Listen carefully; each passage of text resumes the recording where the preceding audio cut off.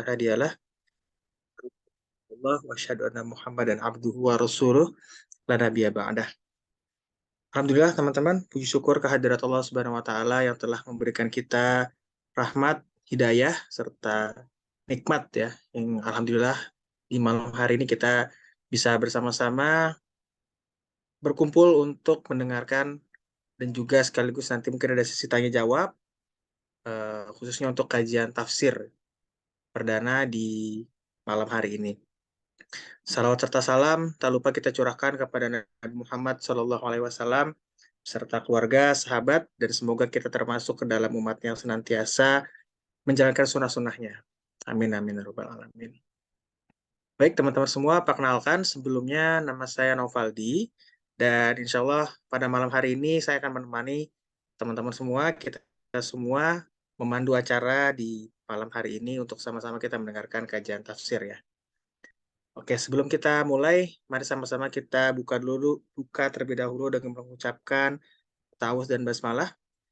A'udzubillahi minasyaitonirrajim. Bismillahirrahmanirrahim.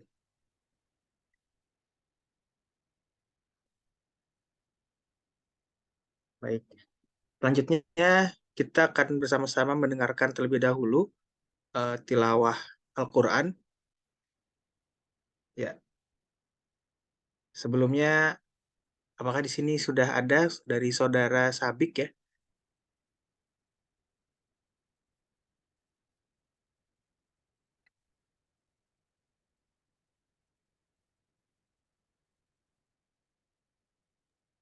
Ya, silakan kepada saudara Sabik untuk membacakan tilawahnya. Kayaknya belum masuk deh, Sabik. Belum ya? Dari Syauki mungkin, silakan Syauki.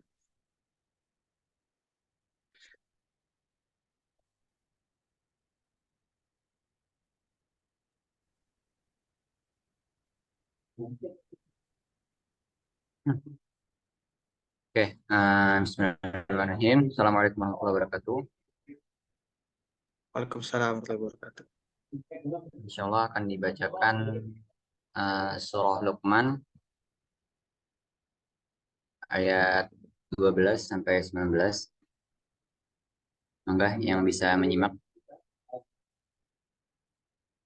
A'udzu billahi minasy syaithanir rajim. Bismillahirrahmanirrahim.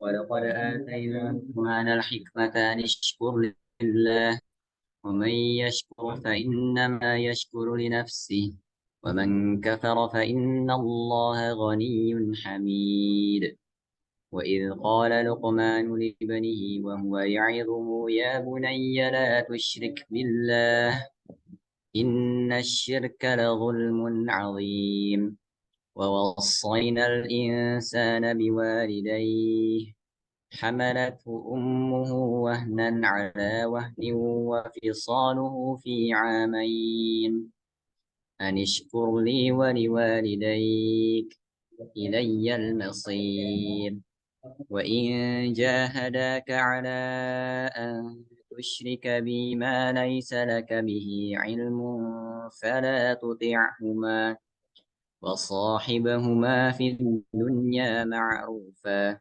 واتبع سبيل من أناب إلي ثم إلي مرجعكم فأنبئكم بما كنتم تعملون يا بني إنها إن تك مثقال حبة من خردل فتكن في صخرة أو في السماوات أو في الأرض يأت بها الله إن الله لطيف خبير يا بني أقم الصلاة وأمر بالمعروف وانه عن المنكر واصبر على ما أصابك إن ذلك من عزم الأمور ولا تصعر خدك للناس ولا تمش في الأرض مرحا إن الله لا يحب كل مختال فخور وقصد في مشيك واغضض من صوتك إن أنكر الأصوات لصوت الحمير صدق الله العظيم. Sadaqallahul Alhamdulillah. Terima kasih kepada Syauqi atas pembacaan tilawahnya. Semoga kita yang mendengarkan dan juga membacanya mendapatkan syafaat dari Allah Subhanahu wa taala. Amin amin ya rabbal alamin. Baik, teman-teman semua, insya Allah saya izin mereview ya atau meng-remind kembali eh, untuk acara di kajian tafsir kali ini ya, sesi kali ini yaitu kita akan melaksanakan nanti selama insya Allah selama 6 bulan ke depan ya. Dan selama 6 bulan ke depan insya Allah kita akan membahas surat Maryam dan juga surat Al-Qasas. Nah, nantinya insya Allah kita akan dibimbing ya di yang mengisi ya acara tafsir, kajian tafsir, kelas tafsir ini adalah Ustadz Muhammad Akil Haidar LCMH.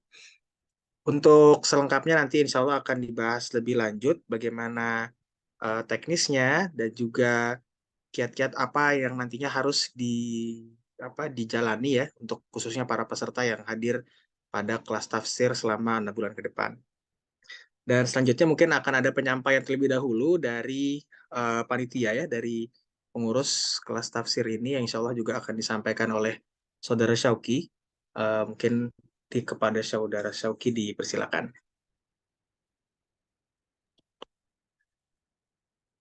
Oke, syukron Nafaldi.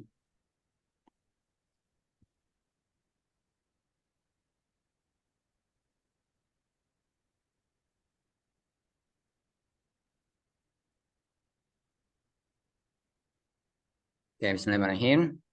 Alhamdulillahirrahmanirrahim. Allahumma shalli ala sayyidina Muhammad wa ala sayyidina Muhammad.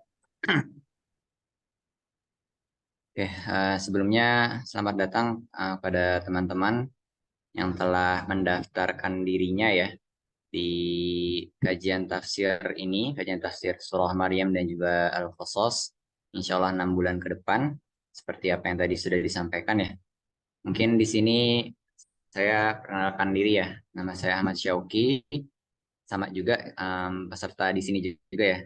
Jadi meskipun mungkin hanya apa namanya mengelola ya.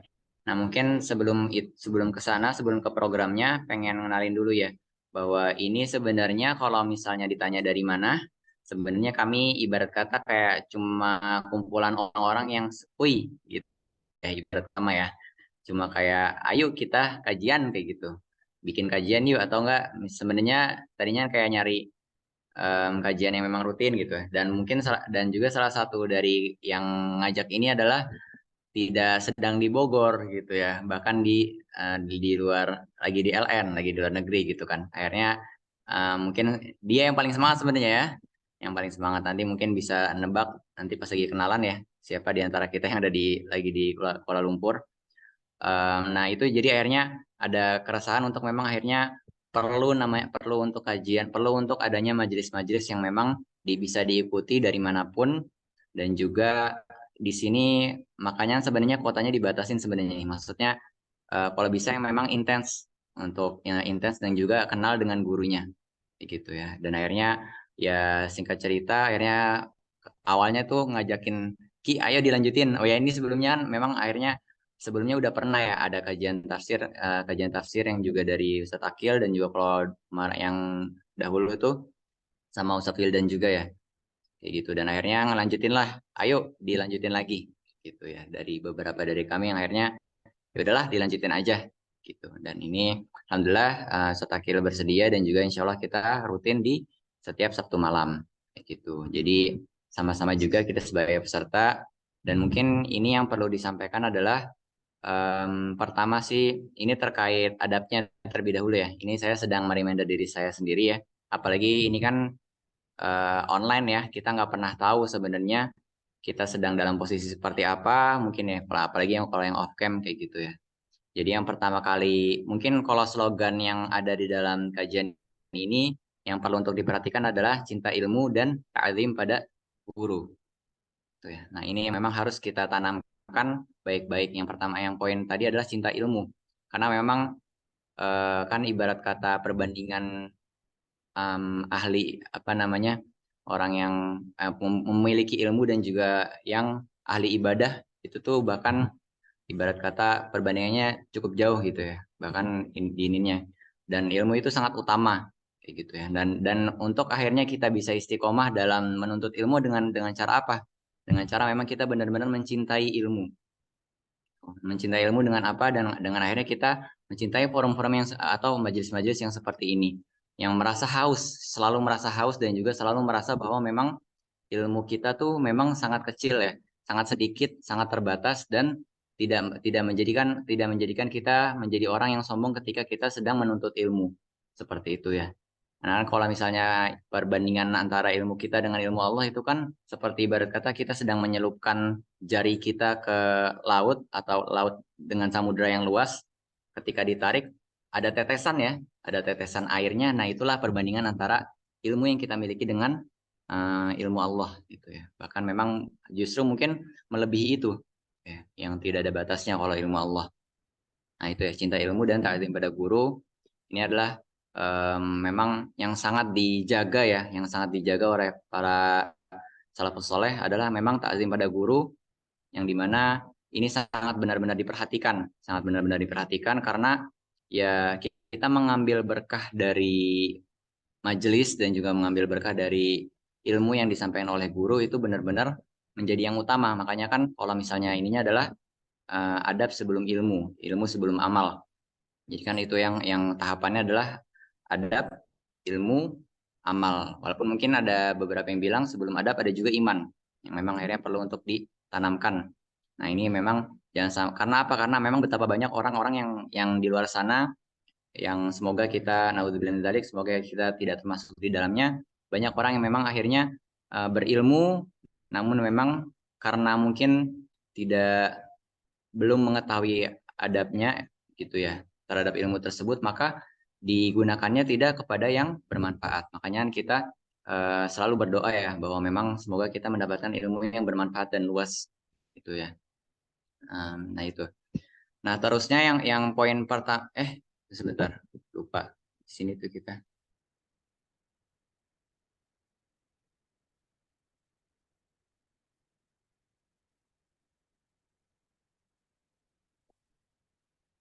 lupa nampilin.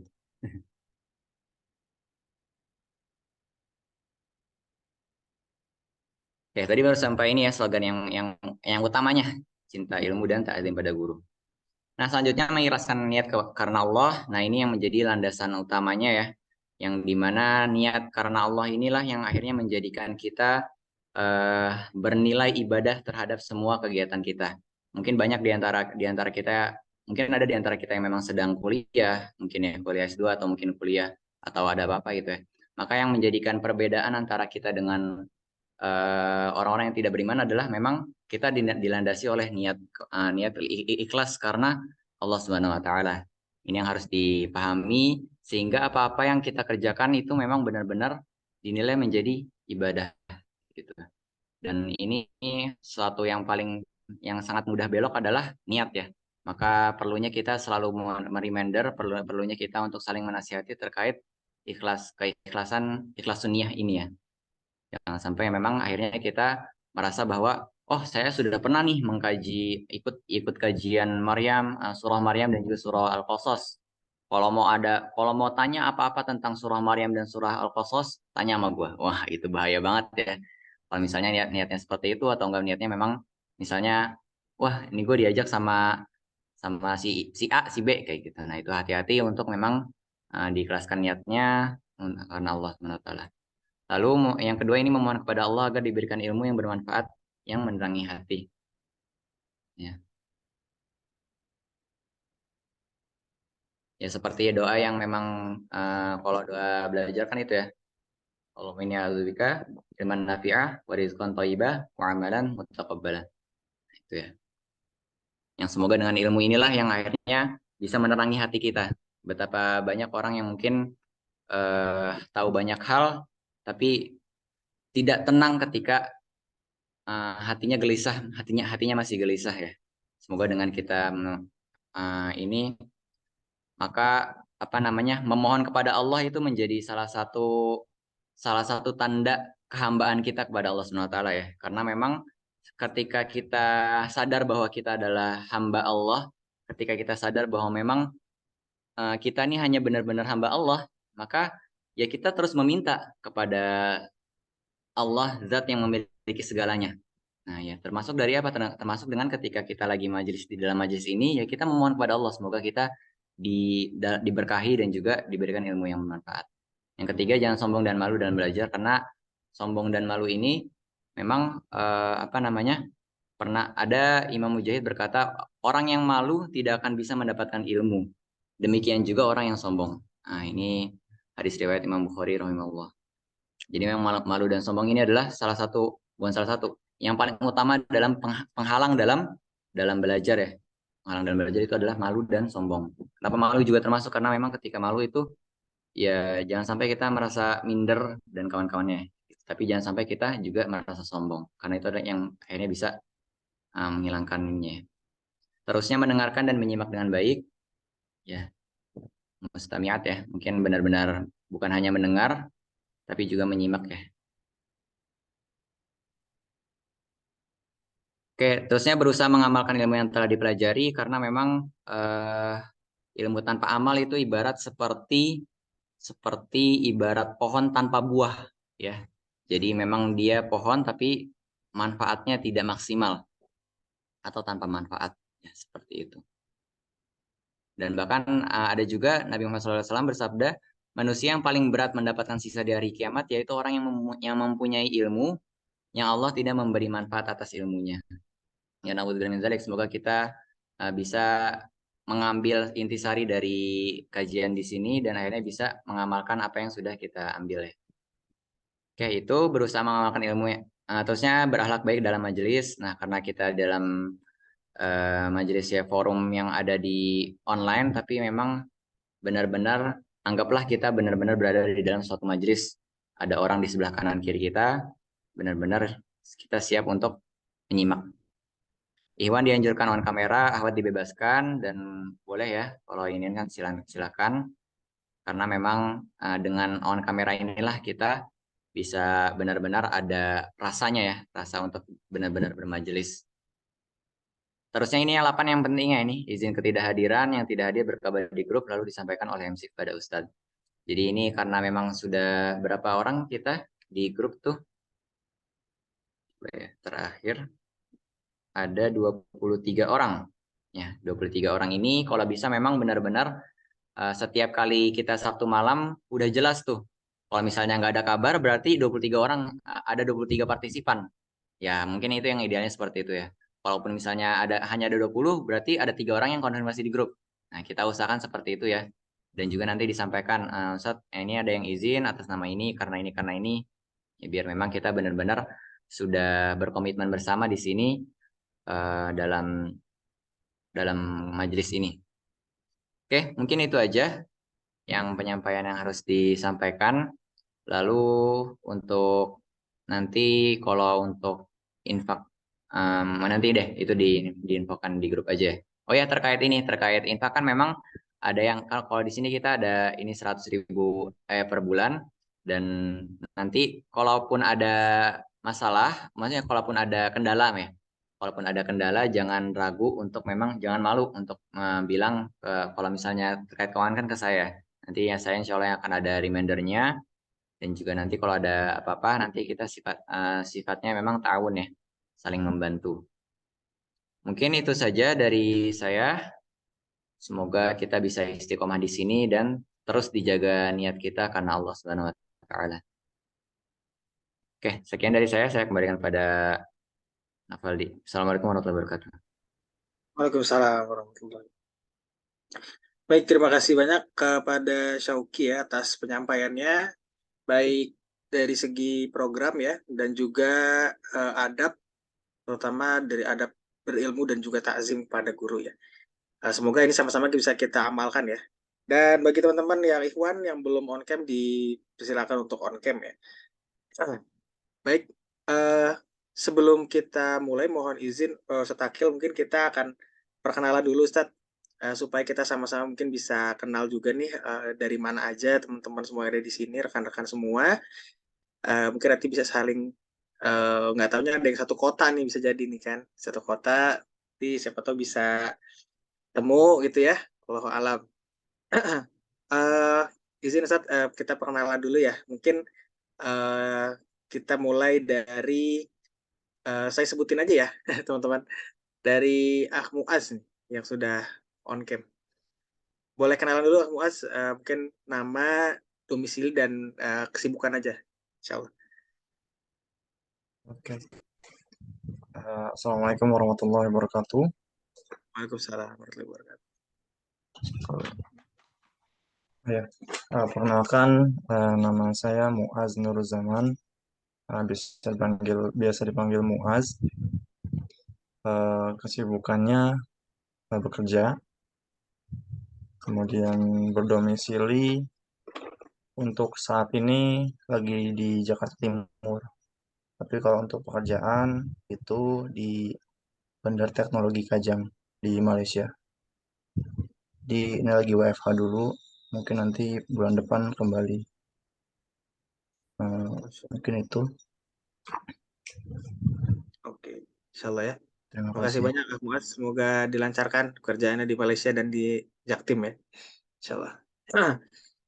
Selanjutnya Alika Mahardika. Assalamualaikum Ustaz, teman-teman. Afwan, oke dulu ya hari ini. Perkenalkan saya Alika, tinggal di Depok sekarang. Kesibukan sekarang kerja mengajar di sekolah swasta di Depok, sama lagi persiapan mau lanjut studi lagi. Gitu aja. Terima kasih. Oke, terima kasih banyak Mbak Alika ya. Selanjutnya Mbak Bulan ya, Bulan Sari. Ya, Assalamualaikum semuanya, Ustadz dan teman-teman. Perkenalkan nama saya Wulan. Saat ini domisili di Jakarta Barat, Kebonjeruk Jakarta Barat. Kesibukannya sedang bekerja menjadi guru homeschooling dan private. Terus juga lagi berusaha menyelesaikan studi S2-nya. Mohon doanya. Semoga dilancarkan Mbak Bulan. Iya, terima kasih. Ya. Selanjutnya ini ada Mbak, di sini tulisannya namanya Mbak Uni ya. Ini Mbak Uni namanya Mbak Uni atau Uni Padang? Iya, Assalamualaikum Kak. Namanya Uni, karena panggilannya Uni. Nama panjangnya sih Wahyuni, domisili sekarang di Makassar. Kesibukannya kerja jadi analis di Makassar. Terima kasih. Oke, insya Allah ya. Alhamdulillah. Jauh-jauh ada dari Depok, Malaysia, dan Makassar nih, luar biasa. Selanjutnya Mbak Khairun Nikmah. Perkenalkan, nama saya Hairun Nikmah. Hairun Nikmah, biasa dipanggil Nikmah. Sekarang domisilinya di Bogor, sedang menyelesaikan tugas akhir. Sarjana. Oke. Terima kasih Mbak Nikmah. Semoga dilancarkan tugas akhirnya. Amin. Terima kasih. Selanjutnya Mbak Sri ya, Sri Mulyani. Insya Allah. Ya, Assalamualaikum. Perkenalkan nama saya Mulyani, bisa dipanggil Sri atau Srimo. Domisili di Bekasi, cuman kerjanya di Tangerang, ngekos di sana jadinya. Jadi pegawai swasta. Itu aja. Salam kenal. Salam kenal juga Mbak Sri. Selanjutnya Mbak Yasmin ya. Assalamualaikum warahmatullahi wabarakatuh. Kenalkan saya Yasmin. Kesibukannya sekarang kuliah di Institut Teknologi Sumatera. Domisilinya di Bandar Lampung karena lagi kuliah, tapi rumahnya di Bogor. Terima kasih. Oke. Ya, terima kasih. Selanjutnya Mbak Hana Taskia. Assalamualaikum warahmatullahi wabarakatuh. Waalaikumsalam warahmatullahi wabarakatuh. Ya, nama Hana Taskia Tunisa, bisa dipanggil Hana. Domisili sementara di Pekalongan. Kesibukan IRT, ibu rumah tangga. Oke. Mungkin Mbak Anissa R ya. Iya, betul. Ya. Assalamualaikum warahmatullahi wabarakatuh. Waalaikumsalam warahmatullahi wabarakatuh. Sebelumnya perkenalkan, nama Anissa Rahayu, biasanya dipanggil Yayu. Domisilinya di Cigombong, Bogor. Kesibukannya mengajar di eh, sekolah swasta. Ya, itu aja. Makasih teman-teman dan Ustadz, salam kenal. Assalamualaikum. Waalaikumsalam warahmatullahi wabarakatuh. Baik, selanjutnya Mbak Fazrina. Ya, Assalamualaikum warahmatullahi wabarakatuh semuanya. Perkenalkan, nama saya Fazrina. Domisilinya di Medan. Sekarang sedang tugas di Aceh. Terima kasih. Kesibukan apa Mbak Fazrina? Kesibukannya sedang bekerja. Di Aceh ya? Iya, betul. Insya Allah, luar biasa. Selanjutnya Mbak Khairunisa Az-Zahra. Assalamualaikum, Ustadz Akil, teman-teman. Perkenalkan, nama saya Nisa dari Jakarta Selatan. Terima kasih. Kesibukan apa Mbak Nisa? Kesibukannya bekerja. Oke, semoga dilancarkan Mbak Nisa kerjanya. Amin, terima kasih. Amin. Ya. Selanjutnya Mbak Kesa Kamelia. Assalamualaikum warahmatullahi wabarakatuh. Salam Dan wabarakatuh. teman-teman semua, perkenalkan, nama saya Kesa Kamelia, biasa dipanggil Kesa. Saat ini kesibukannya bekerja sebagai analis di salah satu kementerian dan sedang persiapan lanjut studi. Titip doa terbaiknya, semoga tanggal 8 nanti dapat kabar baik dari beasiswanya. Amin. Amin. Amin. Insya Allah.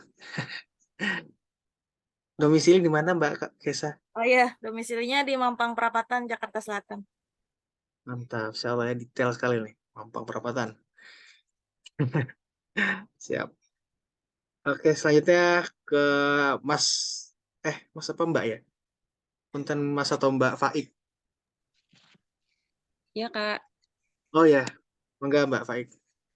Ya, Assalamualaikum warahmatullahi wabarakatuh. Waalaikumsalam warahmatullahi wabarakatuh. Semuanya, perkenalkan, nama saya Faiki Mutahirati, biasa dipanggil Faik. Domisili sekarang sedang di Bandung, tapi biasanya di Demak, Jawa Tengah. Aktivitas berwirausaha. Terima kasih. Ya, amin. Semoga dilancarkan usahanya Mbak Faik ya. Selanjutnya ada Mbak Vina ya. Ya, Assalamualaikum warahmatullahi wabarakatuh. Waalaikumsalam warahmatullahi wabarakatuh. Perkenalkan, nama Vina Izanurika. Kesibukannya sekarang kuliah dari Gombak, Kuala Lumpur. Siap. Semoga dilancarkan kuliahnya Mbak Vina. Amin, terima kasih. Selanjutnya ke Mas Syauki, belum kenalan tadi ya kayaknya, dari mananya ya?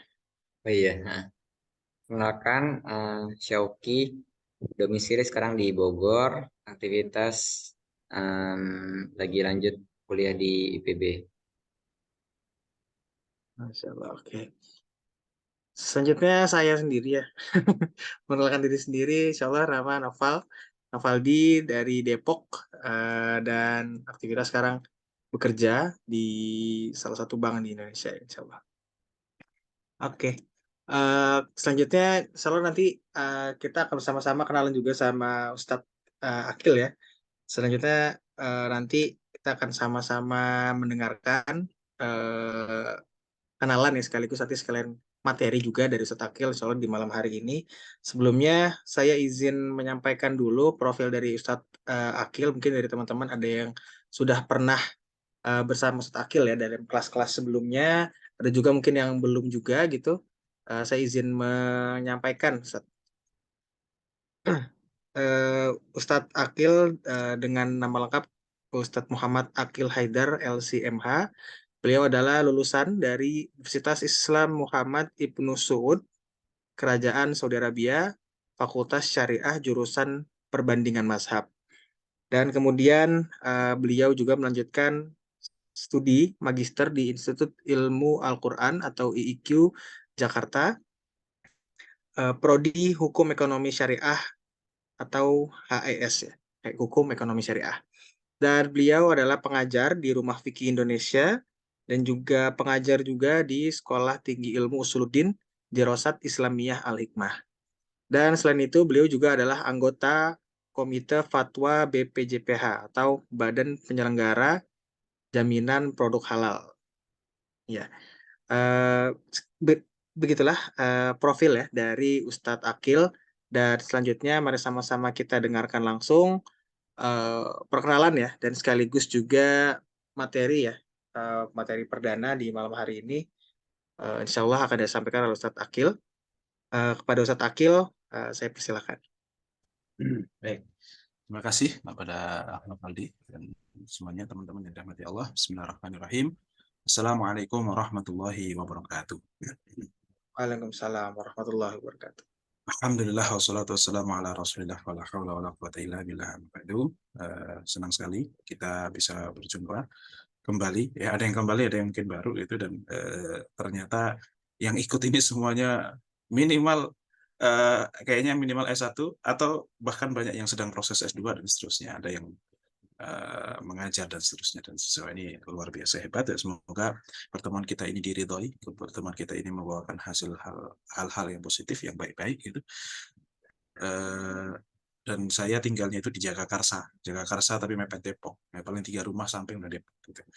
Kalau tahu belakang UI persis, jadi teman-teman nih kayak Ahmad Faldi, mungkin Alika, siapa lagi tadi yang tinggal di Depok ya, kalau kapan-kapan main ke sini boleh lah gitu ya, insya Allah.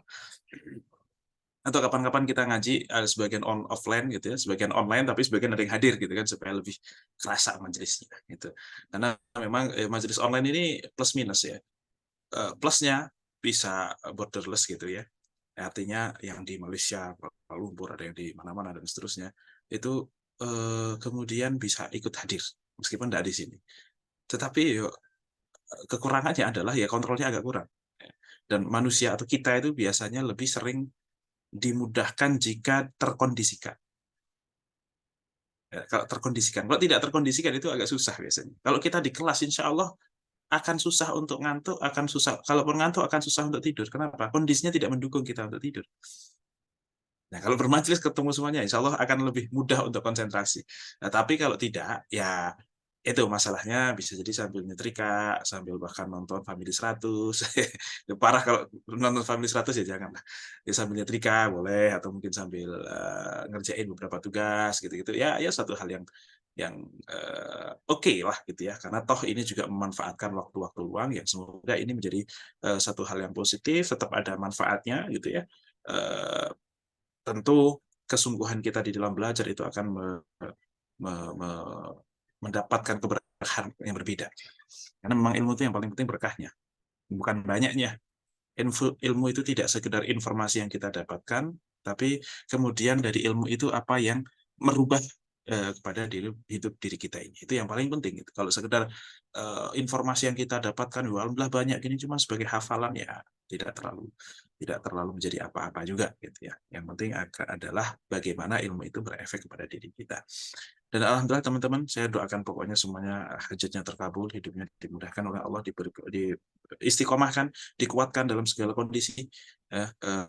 Saya tidak mendoakan supaya seluruh kehidupannya itu manis, karena tidak mungkin gitu. Tapi ketika pahit pun semoga dikuatkan dan tidak keluar dari jalur-jalur yang disyariatkan oleh Allah. Tetap disikapi dengan sikap yang sesuai dengan syariat. Itu yang lebih penting. Kekuatan untuk istiqomah, kekuatan untuk kemudian bisa tahan banting, untuk tetap husnudzon sama Allah, itulah satu hal yang semoga kita semuanya bisa mendapatkan. Dan saya mungkin perkenalan dulu ya, saya sudah menikah, saya punya anak baru 2, dan saya ngajar di Al-Hikmah Mampang. Berarti harusnya saya batin Mbak Kesa ya. Di Mampang Perapatan, saya di Bangka 3 Pak. Al-Hikmah tuh Bangka 3 atau berapa ya? Al-Hikmah yang dekat Alfamart, Ustadz. Iya, betul. Teman saya ada yang si Hana Takia, Ustadz. Kenal nggak ya? Tetangga. Hana Takia? Dia itu rumahnya di Al-Hikmah. Dekat situ, apa, sekolah SDIT apa sih namanya? Di SDIT Al-Hikmah itu? Bukan ya? Bukan, Oh, ada satu lagi, Ustaz. Aduh, saya lupa enggak, namanya. saya di Ntar ingetin. Stiu. Ya, kurang lebih Oh, di situ ya, ya. ya gitu. Ya, saya di situ ya. Mungkin kalau kalau lihat saya suruh inilah apa namanya, suruh menyapa lah. Gitu ya. Saya Kalau saya nggak Ustaz. tahu juga. Mungkin karena nggak pernah open camp jadi nggak tahu gitu. Saya di situ. Oh ya, Hana Takia. Tapi bukan anak Stiu ya, bukan anak Al Hikmah ya. Bukan. Oke, ya, Tapi saya di teman situ. ini saya banyak yang ini sih, Ustaz. Apa, teman Kosan mentoring saya kalau nggak salah banyak yang lulusan situ Al Hikmah, cuma udah senior. angkatan tua, angkatan senior. Nah, saya di Al Hikmah baru 4 semester. Saya Iya. junior. Oke, saya lebih junior daripada mahasiswanya. Mahasiswanya lebih senior daripada saya. Oke, terus saya juga tadi anggota komite fatwa BPJPH, ya, dan saya kenal salah satu, kayaknya beliau dosen deh di IPB, namanya Pak Ferry, ini siapa ya? Ferry Surya Hendrawan. Ada yang kenal? Tahu? Oh, saya kenal. Beliau dosen bukan? Beliau lagi S3 di IPB. Oh, bukan dosen ya? Bukan. Dosen di Universitas Muhammadiyah apa ya? Di mana ya? Oh, oke. Ya. Oh, Jadi bukan saya lumayan orang dekat IPB. sama beliau. Nah, beliau juga salah satu anggota komite fatwa gitu. Jadi teman saya lah itu di komite fatwa ini. Oke. Bukan dosen IPB ya, yes. Berarti bukan dosen. Oke. Nah, itulah keseharian saya juga, saya ngajar ya kemana-mana, yang jadi masjid, ngajar di beberapa instansi gitu ya, di mungkin ya ada kantor pajak lah, ada kantor apa lagi ya, di Bintaro ada, saya juga ngajar di MJBJ, Masjid Jami Bintaro Jaya, dan seterusnya. Baik, itu perkenalan dari saya, dan insya Allah kita mulai ya. Nah, terima kasih buat semuanya yang sudah hadir. Semoga apa yang dikorbankan, upaya-upaya ini mendatangkan keridhaan dari Allah Subhanahu wa Ta'ala. Baik, kita langsung saja mulai kepada surah Maryam, surat yang akan kita sepakati untuk kita bahas di pertemuan-pertemuan yang saat ini sampai nanti yang akan datang, insya Allah. Ini masih surat Al-Kahfi, saya belum mau menggantinya. Oke. Masih Maryam. Maryam. Bismillahirrahmanirrahim. Kita akan membahas surat Maryam. Surat Maryam itu bukan Al ya, tapi Maryam saja. Namanya surah Maryam gitu. Dan jumlah ayatnya itu ada 98 atau 99 ayat. Nah, enggak tahu kalau di mushaf berapa? Asyauki. Di mushaf yang kita, yang hafaz berapa? Yang hafaz 98 kalau nggak salah ya. 98. 98. Nah, 99 ini karena atau 99, 98 ya. Ragu. 98, Ustaz. 98, oke. Berarti kemungkinan 99 ini karena mungkin bismillahnya dihitung satu. Ada kemungkinan itu. Karena dalam mazhab Syafi'i, bismillah itu adalah ayat pertama dari seluruh surat, kecuali At-Taubah saja. Dalam mazhab Syafi'i. Sehingga makanya mazhab Syafi'i meskipun baca surat itu, kalau dari awal surat tetap baca Bismillahirrahmanirrahim. Bahkan dalam mazhab Syafi'i, kalaupun kita baca di tengah-tengah ayat, misalnya langsung surat langsung ayat riba lah, atau mungkin misalnya ayat kursi lah, atau apapun itu, maka tetap disunahkan baca Bismillahirrahmanirrahim setelah kita baca amin. Amin, kemudian baca surat. Ya, Bismillah dulu, meskipun mulainya dari awal tengah. Itu dalam mazhab Syafi'i seperti itu, meskipun kebanyakan mazhab yang lain tidak. Itu jumlah ayatnya. Dan ayat ini, surat Maryam ini makiyah, kecuali ayat sajadah. Nanti ada satu ayat sajadah di situ yang kalau kita dengar disunahkan untuk sujud, baik dalam sholat ataupun di luar sholat. Nah, seluruh ayatnya itu makiyah, dan dikatakan dalam sebuah hadis dari Ibnu Mas'ud itu, bahwasanya surat Bani Israel, surat Al-Kahfi, surat Maryam, dan surah Al-Anbiya itu merupakan awal surat-surat yang turun di awal-awal. Bani Israel itu apa? Surat Bani Israel itu apa? Surah Al-Isra. Nah, Al-Isra itu Bani Israel. Memang spesial mereka. Sehingga bahkan saya menghafalnya ketika kecil. Gitu. Artinya masih usia-usia lebih muda itu saya sudah hafal surat-surat itu. Dan sebagai salah satu bukti juga adalah ketika Ja'far bin Abi Thalib, yaitu adik atau abangnya Ali bin Abi Thalib begitu, berhijrah dengan beberapa orang Islam ke negeri Habasyah atau Ethiopia. Di sana bertemu dengan Najasyi, yaitu rajanya mereka, yang beragamakan Kristen atau Nasrani. Dan memang mereka meminta suaka dari Raja Najasyi atas embargo yang dilakukan oleh orang-orang Quraisy kepada orang Islam pada saat itu. Akhirnya sama Rasulullah kan diperintahkan untuk hijrah ke Habasyah. Dan hijrah pertama kali bukan ke Madinah, justru malah ke Habasyah dulu. Beberapa sahabat ke Habasyah dengan kapal dan seterusnya.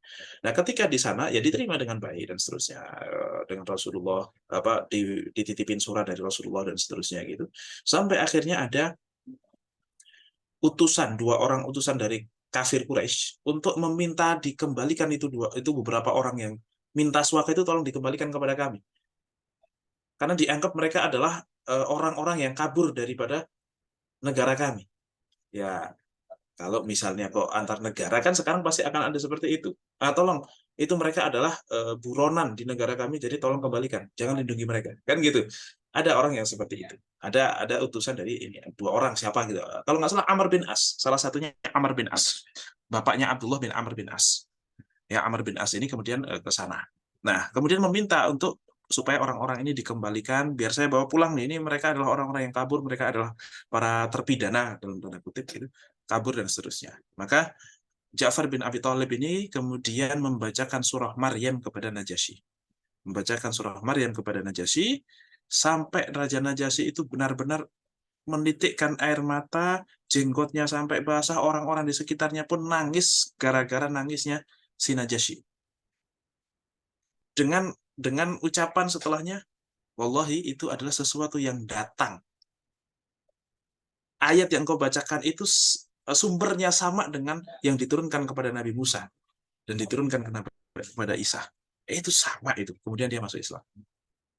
Dia masuk Islam. Tidak pernah bertemu dengan Rasulullah. Tidak pernah bertemu dengan Rasulullah. Makanya ketika Raja Najasyi ini kemudian wafat, dalam kondisi di sana juga tidak ada orang Islam dan dakwah juga belum sampai. Mereka cuma Islam ya, ngakui asyhadu alla ilaha illallah wa anna Muhammadan Rasulullah. Kayaknya kalau sholat segala macam belum nyampe ke mereka. Gitu ya. Raja Najasyi itu wafat dan tidak ada yang nyolatin segala macam di sana. Akhirnya Rasulullah SAW sendiri yang menyolatkan. Nah, disinilah ada syariat sholat gaib itu dari Raja Najasyi itu. Nah, cuman masalahnya beberapa ulama ada yang nggak sepakat. Oh, sholat gaib itu hanya untuk Rasulullah. Kalau kita tidak. Dan hanya untuk Raja Najasyi itu. Kenapa? Tidak pernah kejadian setelahnya. Yang pertama. Yang kedua, Raja Najasyi itu didekatkan di hadapan Rasulullah. Sehingga benar-benar dikubur di mana, tapi didekatkan oleh Allah. Sehingga pas Rasulullah sholat itu di depannya sebenarnya. Jadi nggak gaib amat gitu. Jadi nggak gaib amat. Kalau yang kita kan gaibnya gaib beneran gitu kan. Nah, maka ada perbedaan pendapat di kalangan para ulama terkait menyikapi masalah ini. Ya, tapi bahwasanya Nabi Muhammad mensolati Raja Najasyi ini betul. Oke. Nah, ini salah satu kisah di balik atau ada satu keistimewaan yang sudah terjadi dengan surah Maryam ini. Kemudian ini cara turunnya tidak langsung semua ayat ya, ini berbeda-beda. Tidak seperti itu. Ini masih di surat Al-Kahfi aja. Dan dinamakan Maryam, kenapa? Karena memang menyebutkan di dalamnya Maryam. Yang mana Maryam itu artinya adalah perempuan yang taat. Mungkin namanya taqiyah atau mungkin qanitah gitu kalau bahasa Arabnya. Maryam itu kan bukan bahasa Arab. Atau mungkin siapa ya? Ya amatun gitu, mungkin seperti itu. Dan Maryam ini adalah putra daripada Imran, yang mana Imran itu memiliki istri dan istrinya berkata begini dalam surah Ali Imran ya, dikatakan qalat imra'atu Imrana rabbi inni nadartu laka ma fi batni muharraran fataqabbal minni. Kata ibunya Maryam ini, ya Allah, saya bernadar kepada engkau bahwasanya apa yang ada di dalam perutku ini ketika hamil Maryam, muharraran fataqabbal minni, supaya dia bisa menjadi pelayan Tuhan. Kan agamanya Kristen ini kan. Kan ini agamanya masih bukan agama Kristen karena ini kan sebelum Nabi Isa, ini agamanya agama Nabi Musa berarti kan masih. Pokoknya supaya bisa menjadi pelayan kuil. Pelayan gereja atau sinagog atau apapun lah namanya. dan maka terimalah dari kami, innaka antas sami'ul alim. Engkaulah yang maha mengetahui dan mendengar. Falamma wadu'atha. Jadi pada saat itu pelayan kuil, pelayan masjid dalam tanda kutip, itu harus laki-laki. Harus laki-laki. Kalau perempuan tidak bisa. Nah, tetapi falamma wadu'atha, ketika melahirkan ibunya Maryam ini, qalat rabbi inni wada'tuha untha. Ya Allah, kok perempuan gitu. Padahal saya sudah bernadar supaya yang lahir itu akan saya jadikan sebagai pelayan Tuhan. Dan pelayan Tuhan itu harus laki-laki. Tapi kok kenapa malah perempuan? Ya Allah, yang saya lahirkan kok perempuan ya Allah gitu. Kata Maryam. Kata ibunya Maryam. Wallahu a'lamu bima wada'at. Ya Allah sudah tahu juga, enggak usah dikasih tahu. Ya Allah tahu, Allah yang membuat itu jadi perempuan gitu kan. Walaysa dzakaru kal untha. Dan laki-laki itu tidak sama dengan perempuan. Dan laki-laki itu tidak sama dengan perempuan. Tetapi justru malah Allah Subhanahu wa taala menjadikan bahwasanya tapi perempuan yang ini justru lebih utama dibandingkan laki-laki yang sebanyak itu. Lebih utama dibandingkan laki-laki yang kebanyakan laki-laki. Ini buat teman-teman yang mungkin belum nikah atau yang sudah nikah atau yang sudah menunggu anak dan seterusnya. Itu nanti ya kita pengen laki-laki atau pengen perempuan, oke lah. Tetapi yakinlah bahwasanya apa yang Allah berikan kepada kita itu adalah yang terbaik buat kita. Sehingga ya agak aduh kok cewek ya, aduh kok cowok ya misalnya gitu ya, oke enggak apa-apa, cuman tetap bagaimanapun dia harus diterima dan disyukuri, dan itu yakini bahwa itu adalah yang terbaik dari Allah Subhanahu wa taala. Sebagaimana Ibu Maryam ini kemudian mendapatkan anak Maryam yang perempuan yang tidak diharapkan atau yang pengennya itu laki-laki, kok malah yang hadir perempuan, walaysa dzakaru kal untha. Tapi perempuan ini tidak sama bahkan dengan atau lebih utama dibandingkan laki-laki yang ada. Wa inni samaituha Maryama. Dan aku memberikan nama anak ini Maryam, wa inni u'idzuha bika wa dzurriyyataha minasyaitonir rajim. Dan aku minta perlindungan kepada Engkau ya Allah dan anak-anaknya dari syaitan yang terkutuk begitu. Fataqabbalaha rabbuha biqabulin hasanin wa anbataha nabatan hasana wa kaffalaha Zakaria. Barulah setelah itu Maryam itu dikisahkan lahir, gede, bagus, dan menjadi orang yang sangat-sangat baik gitu ya, sangat taat gitu, yang pergaulannya juga sangat terjaga, omongan terjaga, ilmunya, adabnya, semuanya itu sangat luar biasa, sampai akhirnya Sang Imran ini meninggal. Kemudian wakafalah Zakaria, diasuh oleh Zakaria. Nah, ini nanti Maryam itu kisah pertamanya masuk kisah Zakaria dulu. Yang mana Zakaria minta anak dan mendapat Yahya. Nah, apa hubungan Zakaria dengan Maryam ini? Zakaria itu memiliki istri yang kakak adik dengan ibunya Maryam. Jadi Imron sama Zakaria itu iparan. Mereka ada perempuan dua ya, kakak adik perempuan. Yang kakak dapat Imron, yang adik dapat Zakaria. Kurang lebih begitulah. Ya entah yang kakak yang mana, yang adik yang mana enggak tahu. Tapi pokoknya satu suaminya namanya Imron, satu suaminya namanya Zakaria. Ya Nabi Zakaria dan Ali Imron itu. Oke, ya, yang mana nanti Maryam itu lahir dari Imron, tetapi diasuh oleh Zakaria. Ketika Imron wafat, maka Zakaria lah yang kemudian mengasuh Maryam karena kebaikan yang sungguh luar biasa. Wa kaffalaha Zakaria.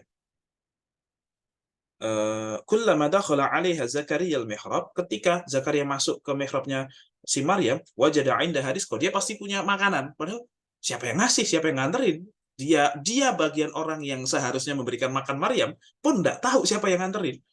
Mau dianterin makan, lah udah ada makanan gitu ya. Qala ya Maryam anna laki hadza? Dari mana kamu dapat ini wahai Maryam? Qalat huwa min 'indillah, itu dari Allah. Innallaha yarzuqu man yasha'u bighairi hisab. Dan ada dua keanehan di sini. Satu, enggak tahu siapa yang nganterin. Dua, makanannya adalah makanan-makanan yang harusnya tidak ada saat itu. Misalnya pas lagi musim durian, pas lagi bukan musim durian ada durian. Pas lagi bukan musim mangga ada mangga. Pas lagi bukan musim apalagi misalnya ya buah-buahan di situ ada. Jadi yang pas nggak musim pun bisa ada gitu. Yang ini tidak akan pernah bisa diadakan oleh manusia. Oke, itulah kenapa kok disebut dengan Maryam, karena di dalamnya ada kisah Maryam. Dan kata Maryam dalam Al-Qur'an itu adalah 30 kali disebut. Yang pertama 30 kali. Yang kedua, kata Maryam tidak ada satupun nama perempuan di dalam Al-Quran yang disebutkan secara lugas dan tegas. Yang paling rata-rata Imro'atu Fir'aun, Imro'atu Nuh, Imro'atu Lut, kan gitu ya. Istrinya ini kan gitu. Tapi kalau untuk yang nama langsung itu nggak ada kecuali Maryam. Itu saya dapatkan dalam kitab As-Sawi. Tidak ada. Atau mungkin tidak ada satupun perempuan yang dalam Al-Quran itu disebutkan namanya secara tegas kecuali Maryam saja, dan itu disebutkan sampai 30 kali. Kenapa kok seperti itu? Supaya ini membantah ucapan-ucapan orang kafir, ucapan-ucapan orang Nasrani yang mengatakan Maryam adalah istrinya Allah. Karena tidak mungkin kalau istrinya Allah, Allah kok kemudian menyebut istrinya dengan nama langsung tegas, itu tidak mungkin. Misalkan Syauqi nih punya istri namanya siapa? Aminah gitu ya. Masa itu bilang aja sama Aminah, kan tidak mungkin. Kan pasti bilang aja sama istri saya, kan gitu.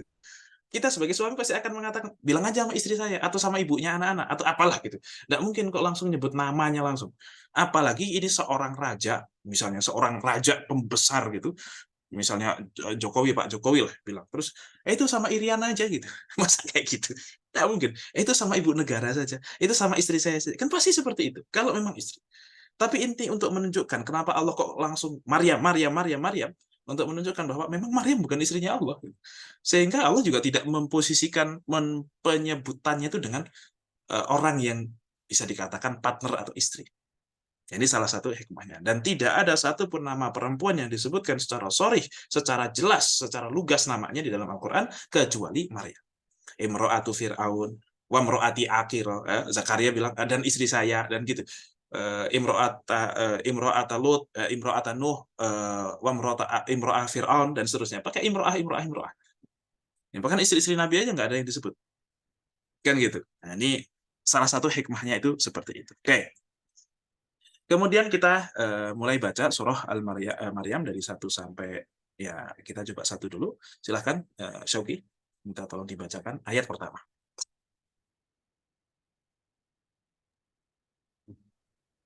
Ayat pertama aja, Set? Atau Ya, sampai ayat pertama dulu. Kita satu-satu. A'udzu billahi minasyaitonir rajim. Bismillahirrahmanirrahim. Ya ain Shad. Oke.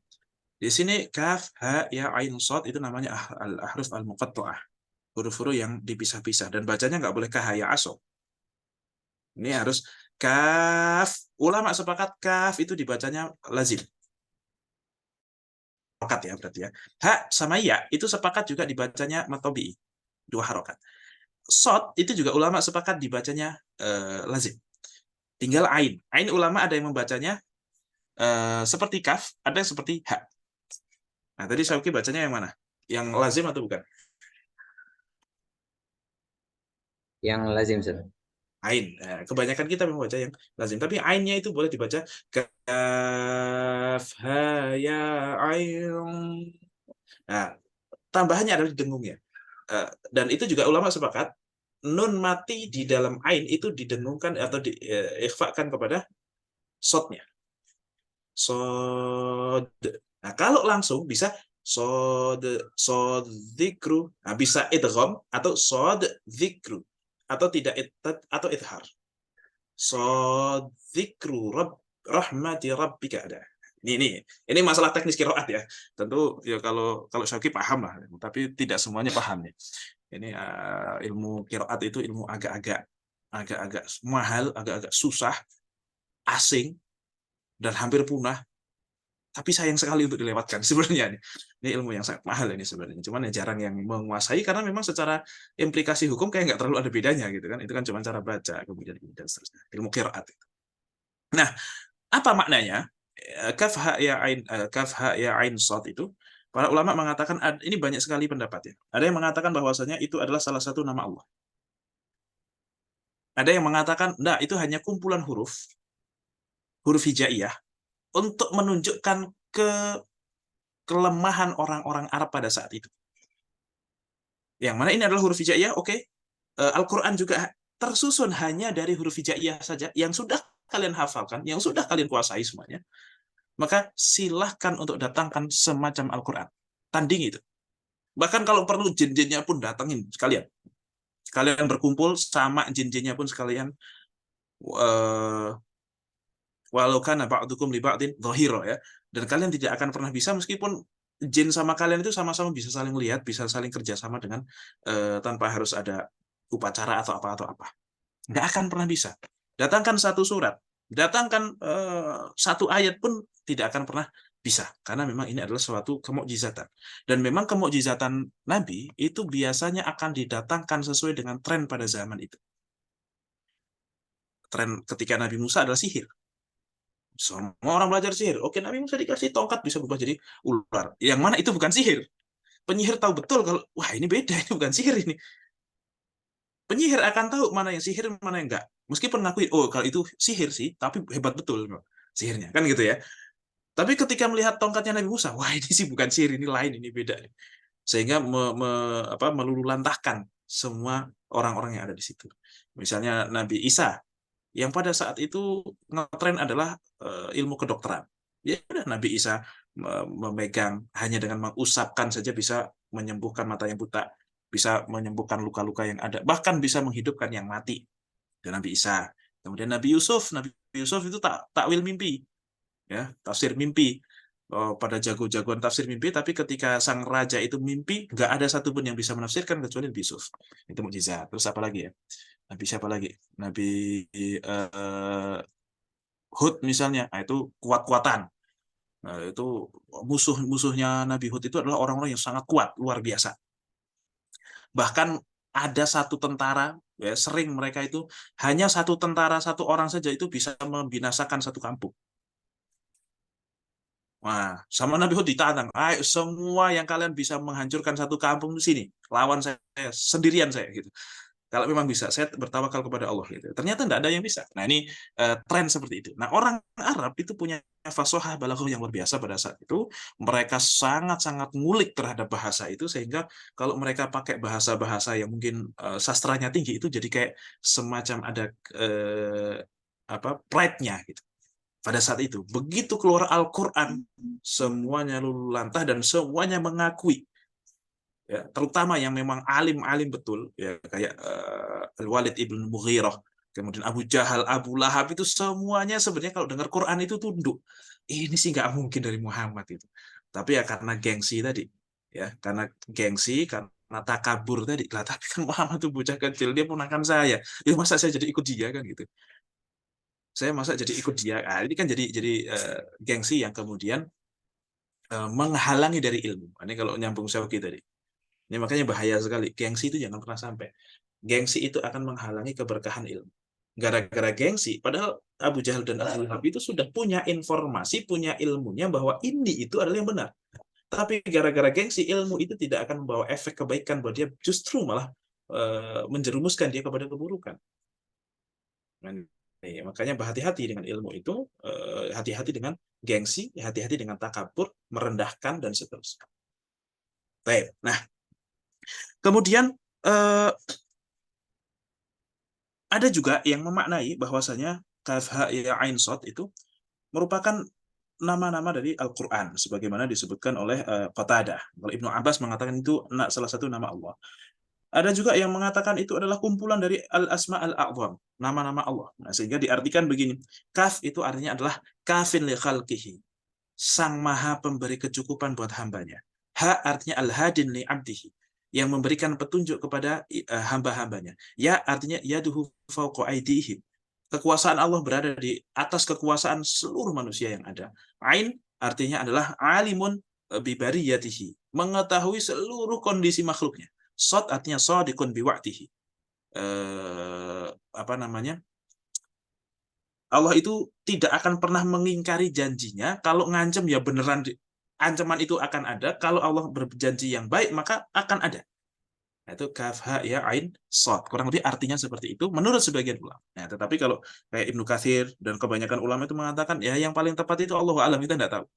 Yang paling dekat itu adalah mengatakan bahwasanya kaf ha ya ain shad itu intinya adalah kumpulan ayat, kumpulan huruf-huruf hijaiyah yang bisa nggak kalian itu mendatangkan Al-Quran, wong Al-Quran itu cuma isinya kaf ha ya ain shad gitu. Ibaratnya cuma huruf-huruf yang udah kalian kenal juga. Ayo coba bisa nggak? Gitu. Itu salah satu bentuk mukjizat dari Al-Quran. Yang mana dalam Al-Quran itu ada 20 surat yang diawali dengan huruf muqatta'ah. Alif lam mim, alif lam ra, yasin, toha. Ya, walaupun kalau yasin sama toha itu sebagian ulama mengatakan artinya Muhammad. Yasin wal Qur'anil Hakim innaka. Nah, Yasin wahai Muhammad, wal Qur'anil Hakim demi Al-Qur'an, innaka laminal mursalin, sesungguhnya engkau itu. Nah, jadi Yasin itu artinya ya Rasulullah, ya Muhammad, engkau itu laminal mursalin. Sesungguhnya betul-betul utusan dari Allah. Atau Toha ma anzalna alaikal Qur'ana litashqa, ma anzalna alaika. Toha, wahai Muhammad, kami tidak menurunkan Al-Quran itu untuk membuat kamu susah, bukan? Gitu. Nah, makanya ala Yasin Habibillah, ala Toha Rasulillah, itu kan, kalau salawatan itu kan ada itu. Nah, Toha sama Yasin memang banyak ulama yang kemudian memaknai Toha dan Yasin itu nama Nabi Muhammad SAW. Ya, ini tentu ada perbedaan pendapat di situ. Baik. Itu ayat pertama. Ada yang mengatakan itu ayat pertama, ada yang mengatakan ini belum ayat pertama. Ayat pertama itu ya dzikru rahmati rabbika 'abdahu Zakaria. Oke, lanjut ayat nomor 2. Oke.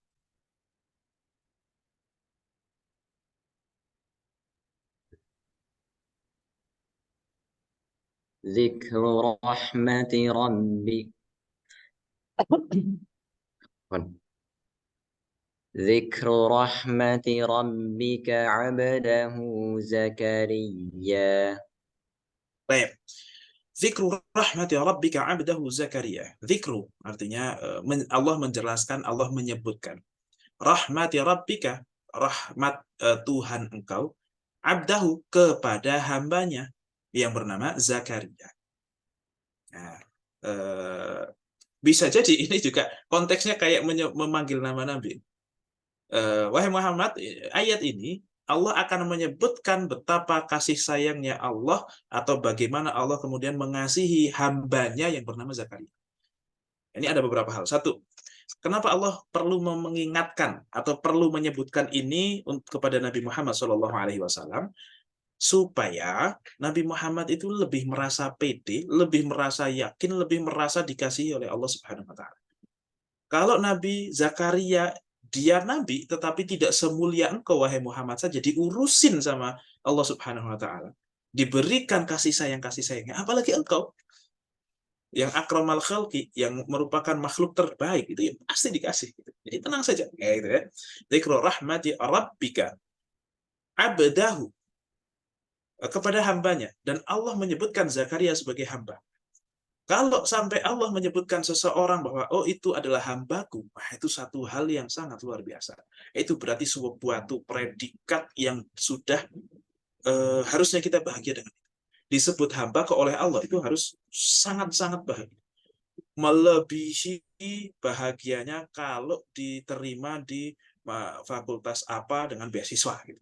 Atau misalnya melebihi bahagianya ketika melamar seseorang yang kita suka kok diterima misalnya. Karena begini, kita semuanya ngaku hamba enggak?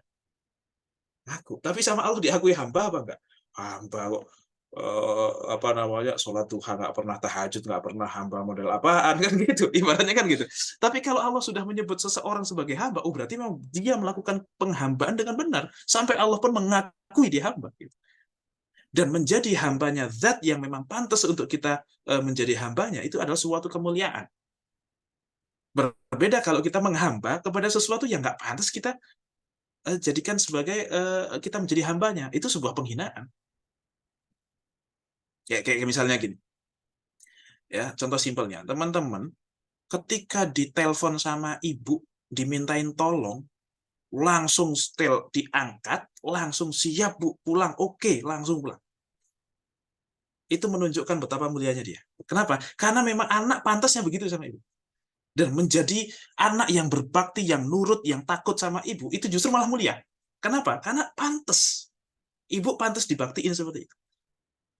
Tapi sebaliknya, misalnya, ini katakanlah ya, ini tentu bukan untuk ini, tapi katakanlah seorang laki-laki ditelepon pacarnya, ini pacar, Mas, cepat ke sini gini-gini. Oh ya siap ya, oke. Kira-kira kalian melihat laki-laki yang ditelepon pacarnya langsung ketakutan seperti itu, kira-kira sebagai laki-laki yang gentle, gagah, atau yang apaan laki kayak gini gitu. Kira-kira. Ya kan? Nah, jadi kalau kita menghambakan kepada sesuatu yang memang pantas untuk kita hamba, kita justru tambah mulia. Gitu. Tapi kalau kita menghambakan kepada sesuatu yang ya Allah, jadi orang kok gitu banget sama duit, kayak takut banget sama duit, itu malah jadi hina kita. Nah, jadi tidak apa-apa untuk menghinakan kepada zat yang memang pantas untuk kita menghinakan di hadapannya. Tetapi sangat hina kalau kita menghinakan diri atau menghambakan diri menjadi budak daripada sesuatu yang tidak pantas untuk kita jadikan budak. Ya harusnya kita yang lebih ngelit dia, bukan dia yang kemudian ngelit kita. Harusnya harta benda itu yang kemudian butuh sama kita. Kita yang bisa melakukan apapun yang kita mau dengan harta kita. Ada alhamdulillah, nggak ada yang bodoh amat. Jangan sampai harta itu kemudian mendikte kebahagiaan dan kesusahan kita.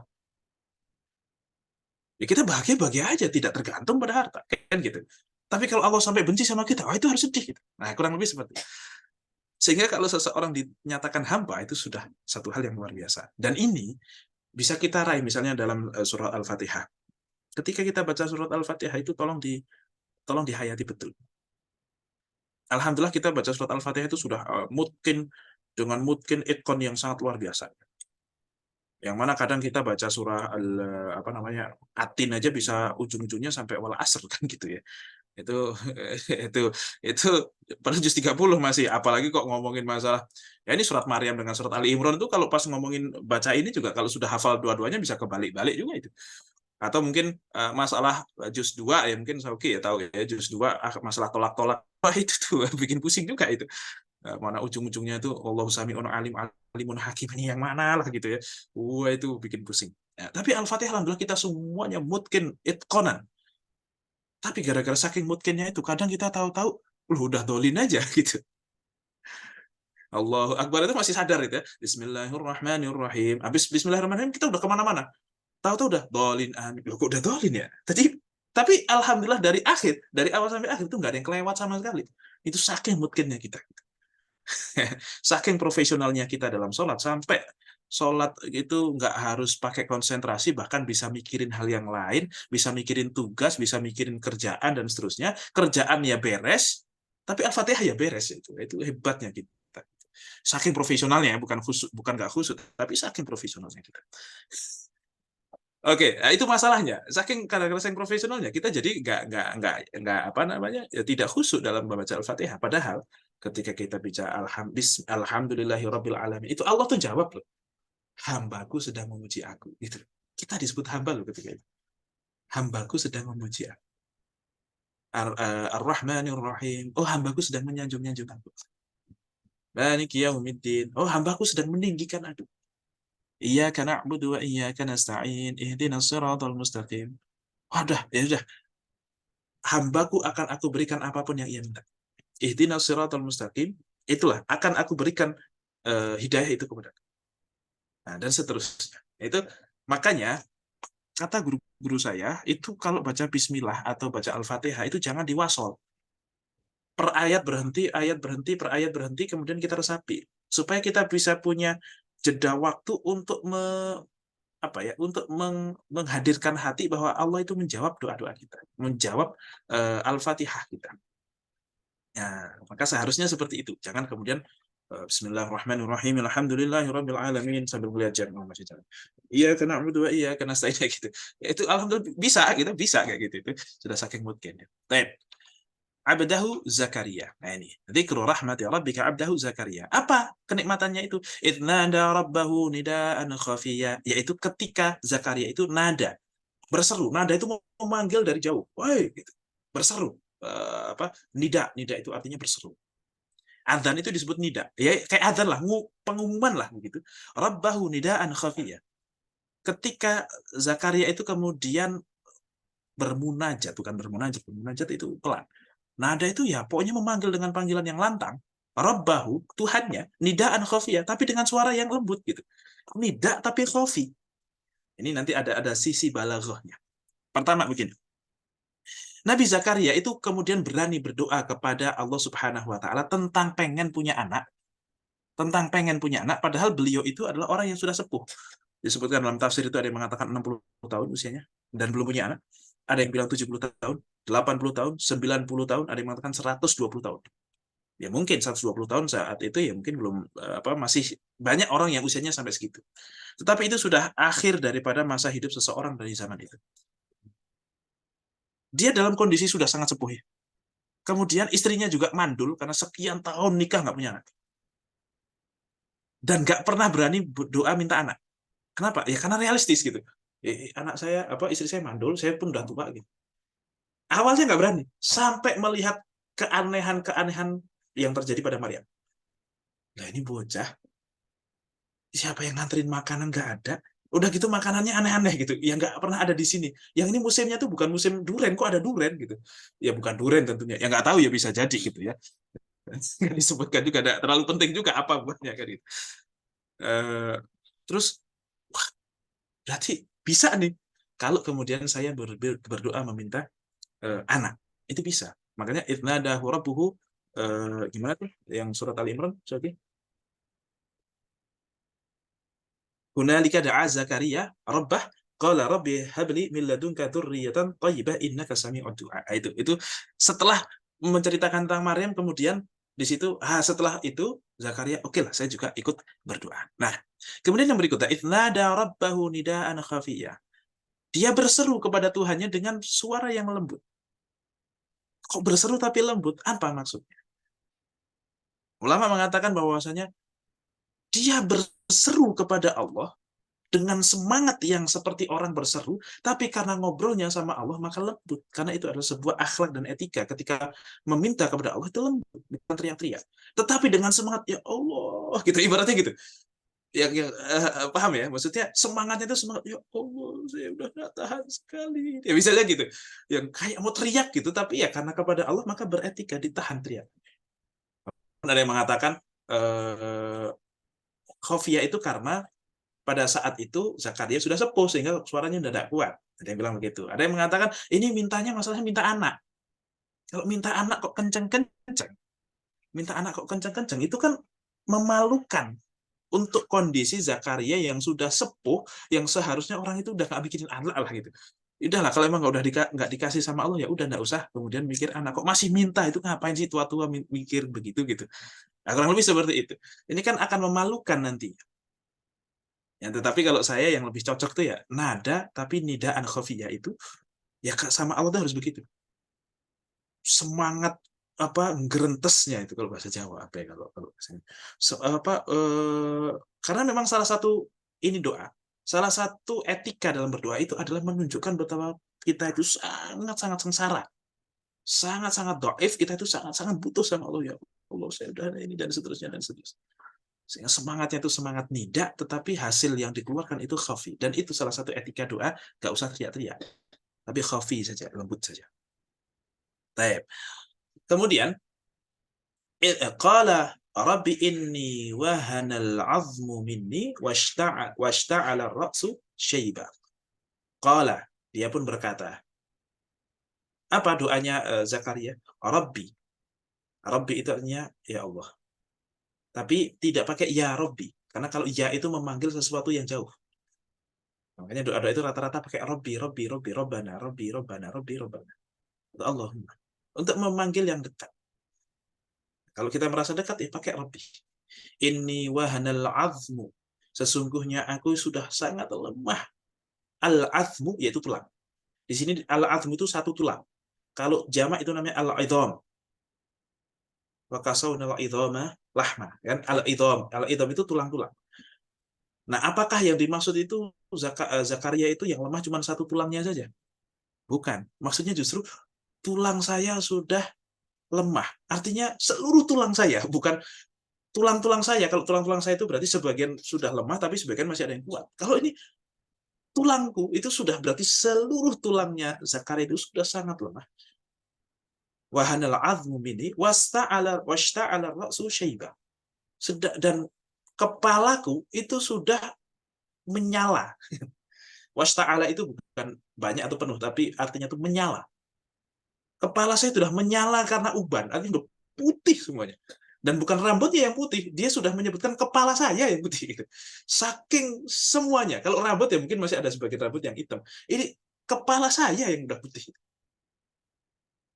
Kepala saya sudah sudah putih. Washta'ala ra'su syaiba, menunjukkan betapa sepuhnya dia, betapa tuanya dia. Walam akum bidu'aika rabbi syaqiyya, dan saya tidak pernah bidu'aika, ketika memohon kepada engkau itu saya kecewa, tidak pernah. Artinya kalau doa memang selalu diijabah. Maka ya Allah jangan kecewakan, saya mau minta dan saya tidak pernah dikecewakan loh sama engkau ya Allah. Masa sekarang nggak dikasih kan gitu, ibaratnya kayak gitu. Ya agak-agak ada apa ya, ya gitulah, bergaining lah gitu. Kalau dalam doa itu mungkin kalau bergaining kan sesama yang kuat, tapi kalau ini ya gitu, manjanya sama Allah itu seperti itu. Walam akum bidu'aika rabbi syaqiyya, saya nggak pernah kecewa loh ya Allah, saya nggak pernah kemudian miss dan seterusnya. Oke. Kemudian ini layar saya agak bermasalah sehingga nggak bisa melihat yang sini. Wa inni khiftul mawaliya min wara'i wa kanat imra'ati 'aqira fahab li min ladunka waliyya. Nah nih. Dan aku, kata Zakaria, khiftul mawaliya, dan aku itu takut dan khawatir kepada al-mawali. Mawali itu keluargaku yang bukan anak. Ya seponakan lah, ya sepupu lah gitu. Miwaroi, ketika nanti aku mati nggak ada yang ngurus, karena saya itu nabi, saya itu kemudian menjadi, ini kan Bani Israel ya, Bani Israel ini dia itu kan keturunan Yakub gitu ya, masih keturunan Bani Israel lah. Saya ini Bani Israel dan saya itu nabi, saya punya tugas untuk mengawal ini para Bani Israel ini. Nah kalau nanti saya meninggal, siapa yang akan meneruskan? Ponakan-ponakan saya nggak ada, sepupu saya juga nggak ada yang punya potensi untuk meneruskan. Wa kanat imraati, tapi istri saya juga akiron, mandul, nggak bisa punya anak. Fahabli min ladunka waliyya, tetapi ya Allah, kasihlah saya dari sisi engkau waliyya, kasihlah kepada saya min ladunka, dari sisi engkau, yaitu anak. Nah maka berikanlah kepadaku anak. Tapi di sini dikasih kata-kata min ladunka, dari sisi engkau. Ini merupakan anak yang dari sisi engkau. Ini kan sudah ada label khusus. Bukan, ya Allah saya minta anak, tapi ya Allah saya minta anak dari sisi engkau. Artinya benar-benar yang spesial didesain untuk itu. Yang didesain untuk ini khiftul mawaliya. Saya takut nanti nggak ada yang meneruskan saya, begini, dan seterusnya. Berarti memang didesainnya untuk ke sana. Oke. Nah, kenapa kok kemudian dia tidak mendoakan, ya Allah tolong ya dari sepupu-sepupu saya ini jadi nabi lah penerus saya misalnya gitu, atau ada nanti ponakan saya lah punya anak menjadi nabi juga untuk meneruskan perjuangan saya ini. Kenapa kok tetap minta anak? Kenapa? Karena begini, ilmu agama ya, agama itu terutama untuk penjagaan agama, untuk menjadi seorang nabi, untuk menjadi seorang pemimpin agama itu tidak bisa diwariskan kecuali kepada anak. Gampangnya begitu. Walaupun bukan tidak mungkin, tapi gampangnya begitu. Akan sangat susah diwariskan kecuali kepada anak. Kenapa? Karena agama itu banyak sisi doktrinnya. Bisa nggak kita doktrin anak orang? Dan doktrin itu datang, yang paling gampang adalah dari orang tua kepada anaknya. Dan yang paling punya pengaruh besar terhadap anak itu ya memang orang tuanya. Dan memang anak itulah yang akan menjadi penerusnya. Makanya kita tahu bahwa doa yang paling manjur ketika kita nanti meninggal adalah doa anak kita. Ya kan? Mamin idza mata ibnu adama in qata amaluhu illa min thalath. Ya, salah satunya adalah doa waladun sholihun yad'ulah, anak soleh yang berdoa untuk dirinya. Disebut waladun soleh, bukan ustadun soleh, bukan kiai soleh, bukan. Tapi waladun soleh, maka seustadnya ustad itu tetap kalah manjur sama anaknya sendiri sebenarnya. Nah, sehingga ya ini teman-teman nih misalnya kok mau bikin tahlilan atau buat mbah atau apa, tapi enggak apa-apa, bagus gitu. Tapi jangan sampai ngundang orang buat doain orang tua kita sendiri nggak doain, ngapain gitu. Ngabisin duit aja. Ya nggak apa-apa, namanya sodakoh kan, daripada nggak didoain ya betul juga gitu. Cuman artinya kita perlu untuk lebih ini lagi. Nah, karena memang agama lebih banyak doktrin, dan doktrin itu paling mudah diturunkan dari orang tua kepada anak. Dari kecil kita sudah didik, kita kasih doktrin, sudah kita berikan kebiasaan supaya dia istiqomah dan seterusnya. Nah, sehingga ini buat teman-teman kalau nanti punya anak, jangan pernah punya ekspektasi kepada sekolahan untuk memperbaiki akhlak anak. Perbaiki akhlakmu, anakmu akan baik. Itu bukan tanggung jawab sekolah kalau akhlak anak kita kok. Itu kita yang salah. Makanya enggak usah begini. Jangan hanya karena merasa banyak orang begini. Dia kaya, dia sibuk, dia kaya, sukses tapi sibuk. Sehingga nggak punya waktu untuk anak. Kemudian akhirnya dia rela mengeluarkan duit banyak, bukan karena pengen anaknya baik, tapi lebih kepada sebagai kompensasi. Ya udah Bapak, maaf ya nggak bisa menemani kamu, tidak bisa untuk mendidik kamu dan seterusnya. Ya udah nih duit banyak, nggak apa-apa deh buat sekolah kamu gitu. Jadi kayak supaya menghindari rasa bersalah saja. Nah, ini banyak nggak yang seperti itu? Nah, jangan sampai kayak gitu nih teman-teman. Kalau mau punya anak yang soleh, syaratnya adalah kitanya juga harus menjadi orang yang baik. Nah, ya pokoknya jangan mentang-mentang punya duit banyak terus ini buat anak. Tapi bapaknya nggak pernah berubah, ibunya juga nggak pernah berubah, tidak mencontohkan, dia susah nggak akan bisa. Ya apalagi di sini ada beberapa guru SD mungkin ya, tahu sendiri kan, anak dari seorang yang kaya raya tetapi sibuk sekali, itu pasti anaknya bandel dan susahnya minta ampun. Dan itu ampun ya susah untuk kemudian kita kendalikan gitu. Karena memang ya kalau bukan orang tua ngasih doktrin susah. Yang kedua, anak itu akan menjadi peniru yang sangat ulung, apalagi di usia-usia SD sampai SMP lah. Itu tidak perlu diajari, cukup dicontohin aja. Terutama 0 sampai 7 tahun itu nggak usah diajarin, contohin selesai. Nah 7 tahun ke atas itu baru kemudian kita agak perintah-perintah dikit, tapi itu harus dengan mencontohkan. Nah, baru mungkin 14 tahun ke atas itu kemudian kita kasih tanggung jawab, kasih dia belajar untuk pentas, untuk tampil gitu ya, dikasih tanggung jawab, ayo kamu ke sana berani nggak, dan seterusnya gitu. Nah, itu umur 21 udah siap jadi apapun dia. Ya, suruh nikah oke, suruh jadi pemimpin ini oke, apapun oke, udah matang sekali itu. Ya Allah susah juga, saya juga sebagai bapak ya susah juga itu memang gitu ya. Tapi gitu konsepnya kurang lebih seperti itu. Jangan andalkan sekolah untuk kemudian memperbaiki akhlak anak kita. Kita nih yang punya tanggung jawab, kita yang punya beban, dan memang harus kita, kalau bukan kita siapa lagi. Oke. Wa inni khiftul mawaliya min wara'i wa kanat imra'ati 'aqiran. Istri saya pun sudah lemah. Nah, ini salah satu etika berdoa adalah dengan kita memperlihatkan kepada Allah betapa lemahnya kita, betapa melasnya kita. Jadi dengan satu ya alhamdulillah memuji Allah, bersolawat. Kemudian nggak apa-apa menyebutkan detail kondisi kita. Ya Allah, teman-teman saya udah nikah semuanya, saya doang yang belum, dibully mulu di tongkrongan gitu kan. Dan saya pun sudah nggak kuat menahan syahwat, tapi duit belum kumpul-kumpul, kerjaan belum ada, ya Allah, ini gimana ya Allah, gitu. Ya sebutin saja kondisi kita yang menyengsarakan, yang memelaskan itu, yang menjadikan kita tuh kayak melas gitu. Sebagaimana Nabi Zakaria melakukan hal itu. Saya takut nanti bagaimana kondisi ponakan-ponakan saya, sepupu saya, dan seterusnya. Oh, berarti beliau minta anak bukan urusan duniawi, tapi beliau meminta anak untuk kepentingan umat. Nah, ini makanya anaknya jadi Nabi Yahya nanti. Jadi Nabi juga. Kenapa? Karena memang orang tuanya pun sudah menghibahkan anak, sudah mengorientasikan anak, sudah dari awal pengen punya anak itu untuk apa, itu sudah ada. Maka teman-teman nanti pun kalau punya anak harus diniatkan, saya punya anak itu untuk apa sih? Untuk kebahagiaan saya, atau supaya tidak dibully, atau saya pokoknya pengen jadi penyanyi tapi karena suara saya jelek nanti anak saya semoga bagus suaranya gitu, atau cuman hanya sebagai pelampiasan atas keinginan orang tua yang tidak tersampaikan dan seterusnya. Itu akan mengarahkan anak kepada mana, atau saya dedikasikan anak ini, pokoknya saya pengen punya anak banyak, kalau bisa 10. Saya tidak terlalu bisa khidmah amat sama umat ini, ya semoga seluruh anak saya yang 10 itu bisa semua. Dan semoga gitu ibaratnya minimal saya sama Allah, ya Allah saya sudah melakukan khidmah apa, saya punya anak banyak dan semuanya kok bermanfaat di umat gitu. Ada yang jadi dosen, yang jadi guru, ada yang jadi seorang pengusaha, ada jadi ini itu dan seterusnya. Nah, kurang lebih seperti itu. Nah, ini niat, ini penting niat itu. Saya dedikasikan anak saya untuk ini, untuk itu. Sehingga nanti kalaupun anak kok ternyata sibuk, tapi sibuknya untuk umat, kita senang. Bukan sedih ya Allah udah tua, tapi kok anak-anak pada nggak balik sih, anak-anak kok pada nggak ngasih saya sih, kok pada nggak ngurusin orang tuanya sih, kan dulu saya urusin mereka semuanya. Lah, kamu punya anak itu untuk apa? Masa buat timbal balik seperti itu? Ini kadang kita juga jahat juga sama anak itu.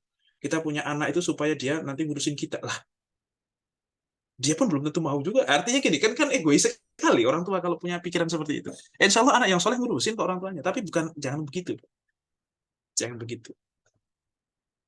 Nah, ini penting. Jadi kita harus punya apa namanya motivasi, harus sudah punya niat, sudah punya orientasi yang benar ketika pengen punya anak itu apa. Nah, mungkin itu juga orientasi punya anaknya itu masih nggak benar, makanya nggak dapat itu kali. Ini perlu diperbaikin ini gitu. Oke. Yarithuni wa yarithu min ali Ya'qub waj'alhu rabbi radiyya. Ini ada yang baca yarithni wa yarith min ali Ya'qub. Ada yang sukun, ada yang yarithuni. Yang mana anak itu nanti menjadi akan mewarisi dariku dan mewarisi dari keluarga Yakub. Itu Bani Israel, anak Yakub itu kan Bani Israel. Waj'alhu rabbi radiyya, dan jadikanlah ya Allah dia itu sebagai anak yang kemudian diridhoi oleh Engkau. Apa yang dimaksud mewarisi di sini? Mewarisi di sini adalah mewarisi kenabiannya. Mewarisi kenabiannya, bukan mewarisi hartanya. Karena memang nahnu ma'syarul anbiya la nurath. Wa ma taraktuhu fa shadaqatun, kata Rasulullah. Kami para nabi itu kalau punya harta nggak diwarisi, nggak menjadi harta warisan buat anak-anaknya. Tapi seluruh harta yang ditinggalkan oleh para nabi itu jadi sedekah untuk umatnya gitu. Dan yang diwariskan oleh nabi itu bukan harta, tapi al-anbiya la yarithul dinar wala dirhaman wa innama yarithul ilm. Mewariskan ilmu. Faman akhadahu faqad akhadha bi haddin wafirin. Barang siapa yang mengambilnya maka sudah mengambil dengan ambilan yang sangat-sangat besar. Punya bagian yang sangat besar kalau dia sudah mewarisi ilmu dari para nabi. Waj'alhu rabbi radiyya, dan jadikanlah dia sebagai anak yang kemudian diridhoi oleh Engkau. Itu adalah permintaan Nabi Zakaria kepada Allah Subhanahu wa taala setelah sekian lama dia mandul dan dia tidak berdoa kepada Allah untuk meminta anak, karena memang realistis ya, ibaratnya begitu. Tapi begini, hal mustahil itu ada dua. Paham ya makna mustahil itu apa? Mustahil kan sesuatu yang tidak mungkin terjadi. Mustahil itu ada dua. Ada mustahil akli, ada mustahil urfi. Ada akli, ada urfi. Yang mustahil urfi contohnya apa? Mustahil urfi contohnya misalnya tiba-tiba motor saya berubah jadi mobil.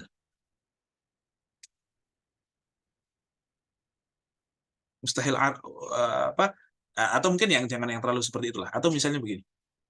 Tiba-tiba Sauki di jalan nemu duit 5 miliar, tergeletakkan dan nggak ada yang lihat. Yang ambil Sauki aja. Itu mustahil apa enggak? Nah, kira-kira Sauki, mustahil enggak? Secara urfi ya enggak, kayaknya kalau 5 miliar udah orang tahu duluan deh gitu kan. Secara urfi iya. Tetapi secara akli apakah mustahil? Tidak. Secara urfi, laki-laki dan perempuan yang sudah 25 tahun, 70 atau mungkin malah 50 tahun menikah mau nggak punya anak, itu mustahil nggak punya anak. Secara urfi.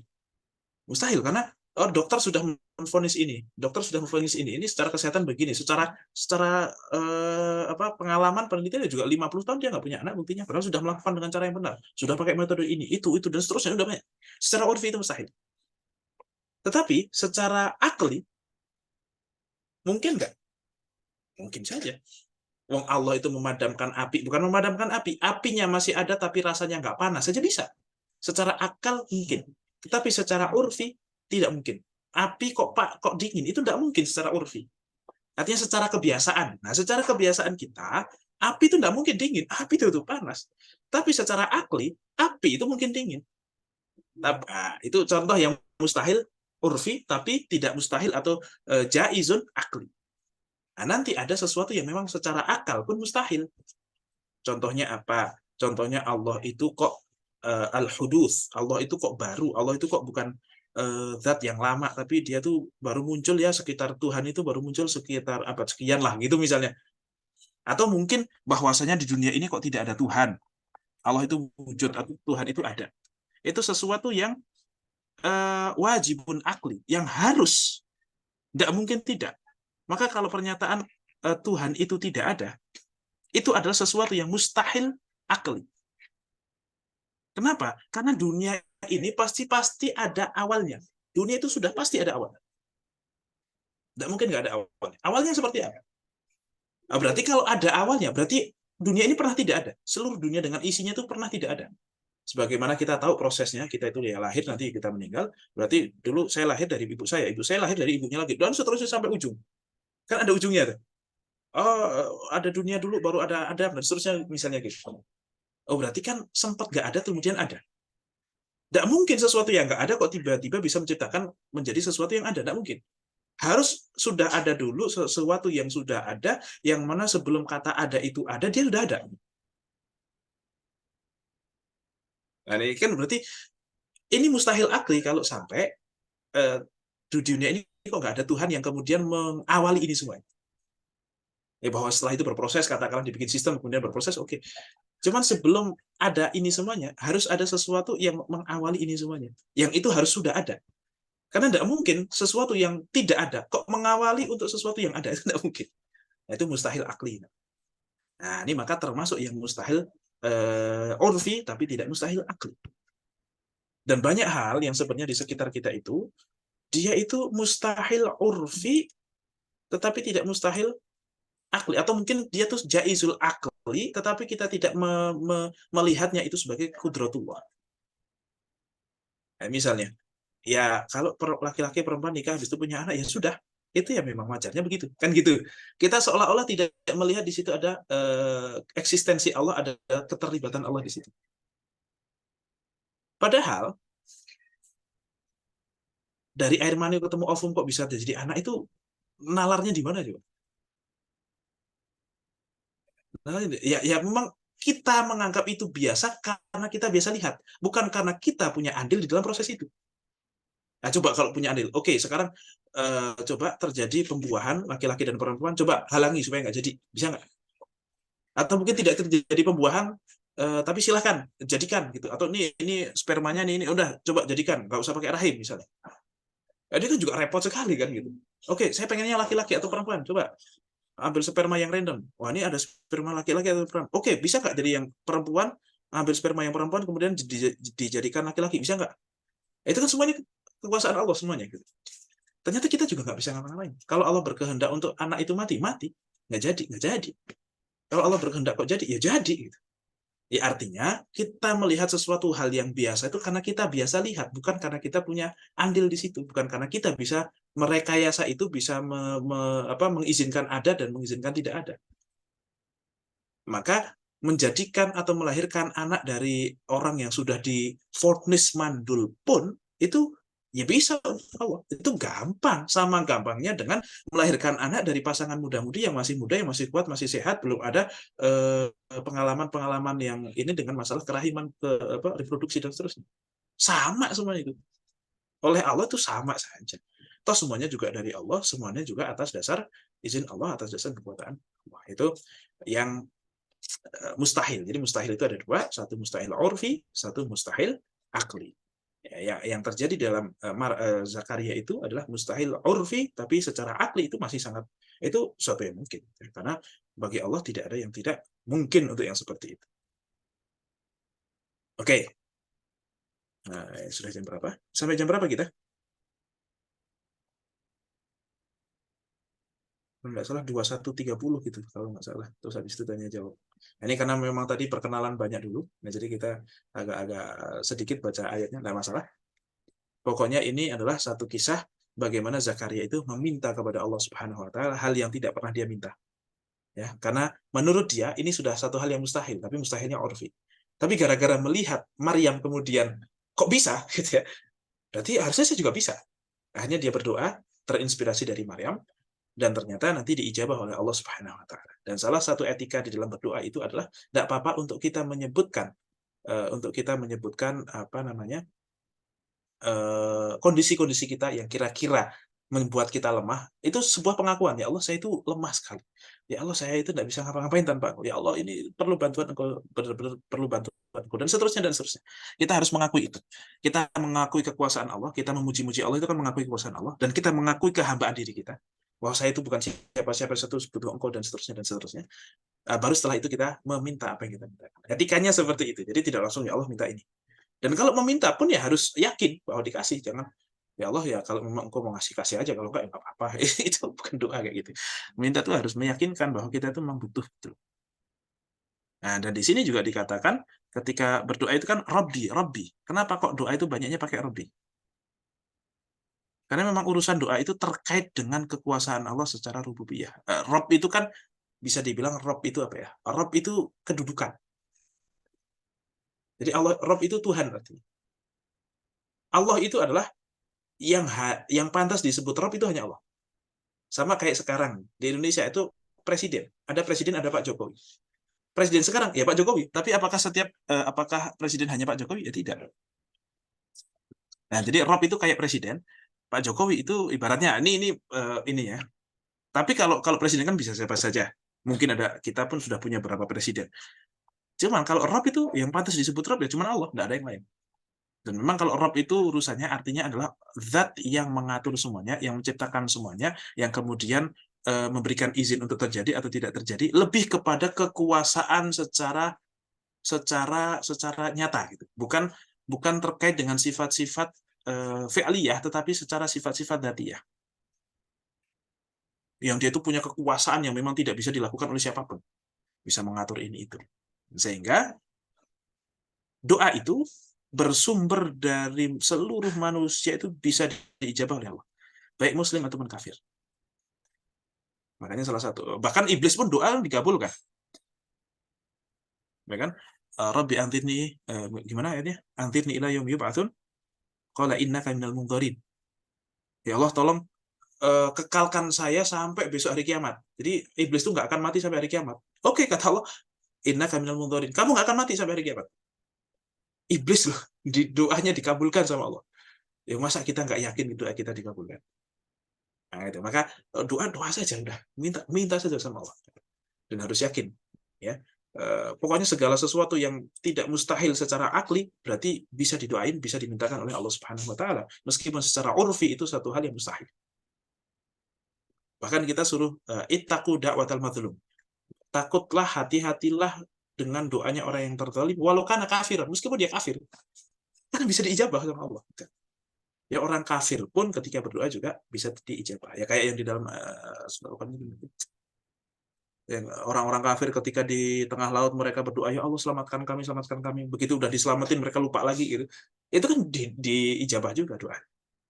Ini makanya orang kafir pun karena memang semuanya adalah hambanya Allah, ya berarti Allah ibaratnya memberikan rizki kepada mereka. Salah satu rizki itu adalah terijabahnya doa, mendapatkan apa yang dia mintakan. Itu salah satu rizki dari Allah Subhanahu wa taala.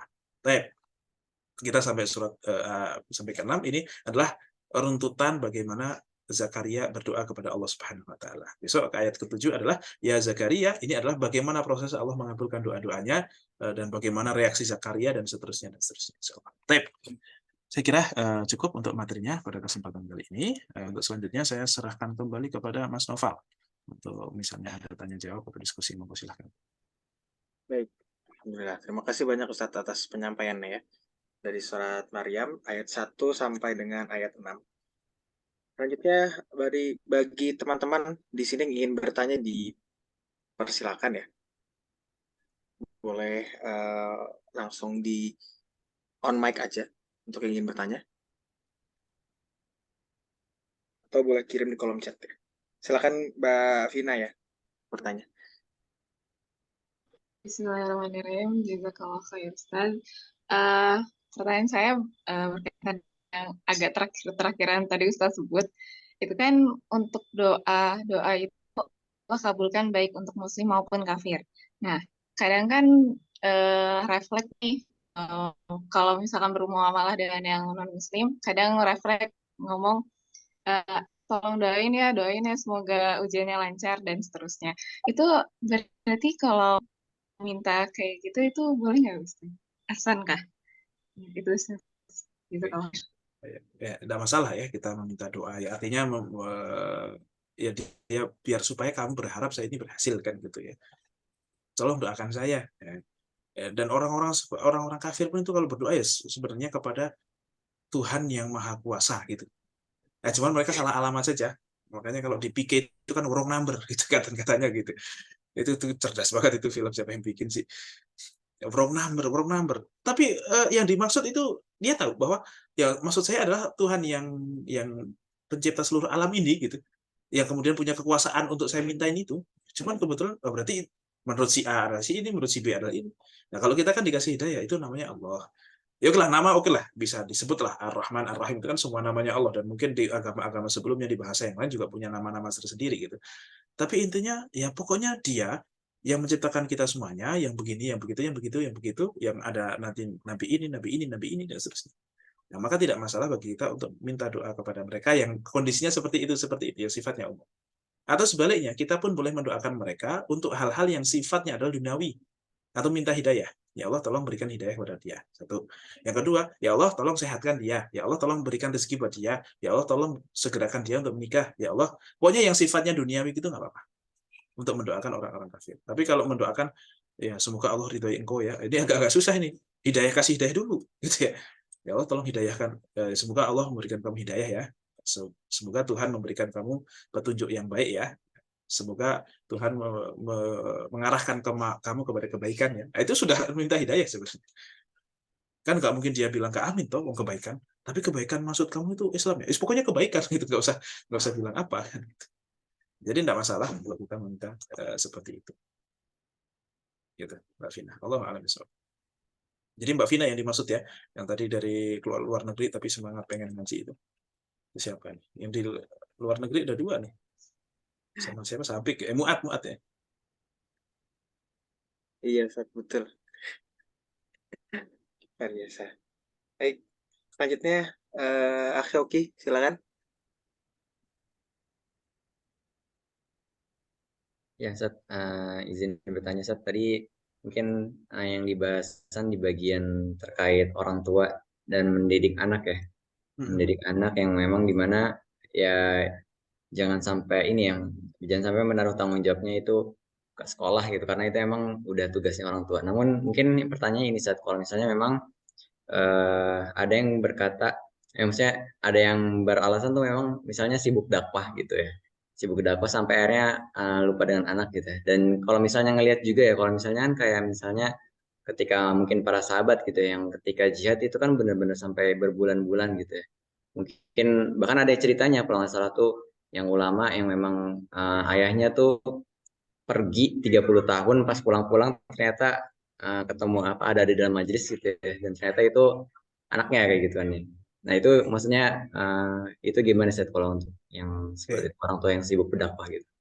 Baik, gini, itu bapaknya Robi'ah. Iya, bapaknya Robi'ah. Roy. Itu gurunya Imam Malik, Imam Abu Hanifah. 30 tahun berperang, ditinggalin 2.000 dinar kalau tidak salah istrinya. Terus nyampe Madinah, langsung ke masjid, nggak ke rumah dulu. Perang 30 tahun, sampai rumah langsung masjid. Pas ke masjid, wah ini guru, ini bagus sih. Ya, artinya, wah luar biasa nih, masih muda, hebat, penjelasan luar biasa, gini. Begitu nyampe rumah, ketemu istri, apa kabar? Wah, gimana? 2.000 dinar saya di mana gitu? Sudah kamu infakkan dengan baik atau wos? Pokoknya sudah saya investasikan yang kamu akan nyesel. Gitu kurang lebih begitu. Nah, habis itu ketemu anaknya, kaget dikira maling itu bapaknya. Siapa kamu? Ngapain masuk ke rumah saya kan gitu? Loh, kamu siapa? Loh, kamu bukannya yang ngajar tadi? Iya, lo ikut ngaji tadi? Iya, ikut. Lah saya itu istrinya ini gitu. Loh, saya itu anaknya dia. Berarti kamu anak saya bapak kamu gitu. Gitulah. Akhirnya ibunya baru datang. Nah, ini kalau diceritanya gitu ya. Ibunya baru datang. Lah ini Pak, 2.000 dinar itu jadi dia nih gitu. Wah, kalau gitu memang beneran nih 2.000 dinar saya nggak tidak diinvestasikan kecuali untuk hal yang baik. Saya sangat-sangat inilah bersyukurlah. Artinya saya sudah berhasil, 2.000 dinar saya itu sudah menghasilkan. Nah, bagaimana dengan seperti itu? Ini nyatanya ada kok yang ditinggal jihad yang begini. Yang paling penting dari orang tua untuk mendidik anak itu bukan masalah berapa banyak waktunya, berapa intens itunya, tetapi betapa dia itu mencontohkan kebaikan. Ya, itu ini ibunya bilang, bapakmu itu jihad loh, sampai nggak pulang-pulang coba bayang. Itu anak apa enggak? Wah, bapak saya hero sekali gitu. Nah, itu loh. Semangat itu yang harus diperlihatkan sehingga anak pun melihat sudah terinspirasi sama bapaknya, meskipun nggak pernah lihat mungkin. Nah, tapi kalau coba ngeliat, di sekolah, wah kamu harus murojaah, kamu ini, nanti jadi kayak gini loh, jadi kayak gitu. Di rumah melihat bapaknya main HP, habis maghrib, kira-kira apa yang terjadi? Itu loh. Jadi semangat itunya yang kemudian perlu diperlihatkan bahwa misalnya nih teman-teman nanti pengen punya hafalan, tapi ya mentok udah usia, pokoknya udah banyak pikiran gitu kan ya. Nah, udahlah anak saja yang pengen jadikan saya hafid. Saya jadikan hafid lah anak saya. Bukan berarti terus dimasukkan ke pondok tahfidz terus sudah selesai. Enggak akan selesai. Ya kita pun harus tunjukkan betapa loyal kita kepada Al-Quran. Supaya anak kita juga loyalnya sama. Nah, masalah kemampuan pastinya anak lebih jago daripada orang tua. Itu udah pasti. Dan itu yang kita harapkan. Kita dengan loyalitas yang sama terhadap Al-Quran, anak kita sudah bisa menyelesaikan, kita belum. Enggak apa-apa. Yang penting kita lebih semangat lagi untuk menunjukkan, wah, berjuang tuh seperti itu. Oh, hidup tuh kayak gitu. Nah, itu yang paling penting tuh itu justru. Bukan masalah kemudian bagaimana cara mendidik terus kita baca apa. Ya, yang penting tunjukkan kesungguhan kita untuk hal yang kita anggap benar, itu akan menjadi nilai yang diwariskan oleh anak kita. Oh, hidup itu berjuang, hidup itu adalah berdakwah. Oh, hidup itu pasrah. Oh, hidup itu ini, hidup itu. Nah, itulah yang akan kemudian diwariskan oleh anak. Dan saya yakin kok misalnya Syauqi ini, ya ITB, teman-teman ITB pasti banyak yang nggak sholat. Mungkin dulu SMA negeri banyak yang nggak sholat. Tapi kenapa kok orang-orang seperti orang-orang seperti teman-teman ini kok tetap sholat meskipun yang lain tidak pada sholat? Ya karena dari rumah sudah terbiasa seperti itu. Ya betapa kemudian sekolah dan pondok itu memaksa anak-anak untuk sholat. Tapi kalau nyampe rumah bapaknya nggak sholat ya kira-kira gimana? Ya udah yuk lanjut nonton lagi yuk. Kan gitu. Bapak aja begitu. Ya, artinya bapak ya pas momen nama bapak ya udah yuk senang-senang aja nggak usah mikir sholat, nggak usah mikir apa ya. Ya gimana? Nah, seperti itu. Jadi yang paling penting itu bukan kebersamaannya, bukan kemudian didik itu harus dia yang ngajarin, bukan. Pendidikan itu bukan tentang itu, karena anak-anak itu yang lebih dididik bukan memahami, bukan lebih ke mengimpor pengetahuan, bukan mengasah skill, bukan. Kalau anak kecil itu lebih ke attitude, akhlak, semangat, doktrin-doktrin masalah semangat hidup gitu ya. Arah hidup itu mau kemana? Orang yang baik itu seperti apa? Itu anak kecil. Ya kalau mungkin usia SMA ke atas itu baru tuh bisa pengen bahasa Inggris, pengen punya skill ini, skill itu dan seterusnya. Itu baru SMA ke atas itu. Yang kita sudah tidak terlalu terbentuk secara moral oleh lingkungan. Sudah tidak akan terlalu terbawa lah begitu. Nah gitu, Zoki ya. Jadi bukan masalah kebersamaannya kadang, tetapi bagaimana kita bisa memberikan contoh yang konkret, yang nyata, yang kemudian akan diwariskan dan dilihat oleh anak-anak kita. Itu ya justru yang paling penting saya kira itu. Jadi kesolehan kita itu menentukan kesolehan anak. Kalau pengen anaknya soleh ya kita harus soleh dulu. Allah a'lam bishawab. Baik, terima kasih banyak atas jawabannya. Teman-teman ada yang ingin bertanya lagi?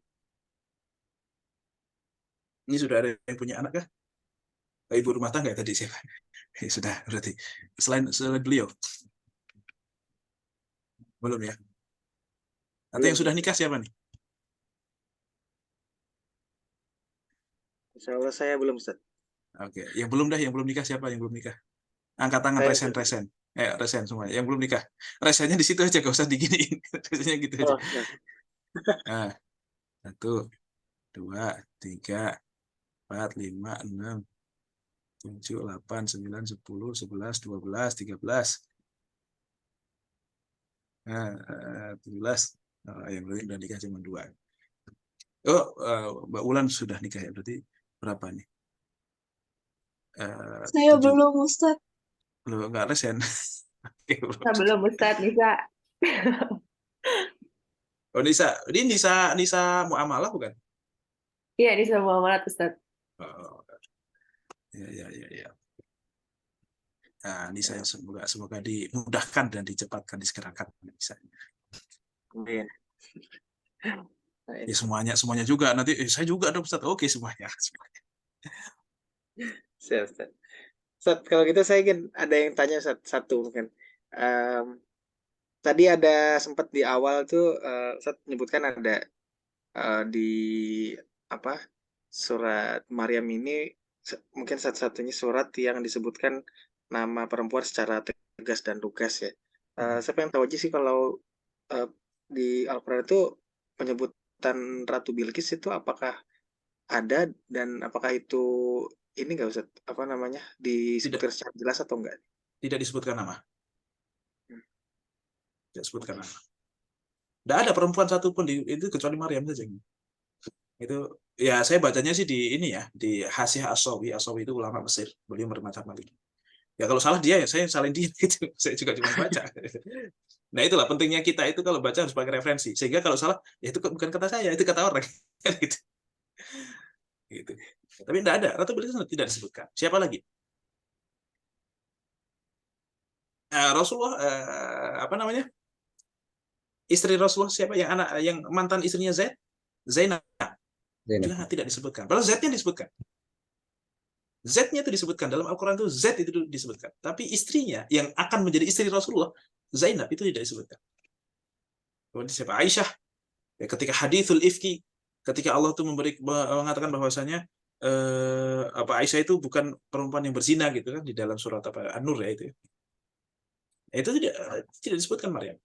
Kemudian yang apa tuh yang Rasulullah itu mengharamkan madu. Iya, mengharamkan madu. At-Tahrim Ya, gitu ya.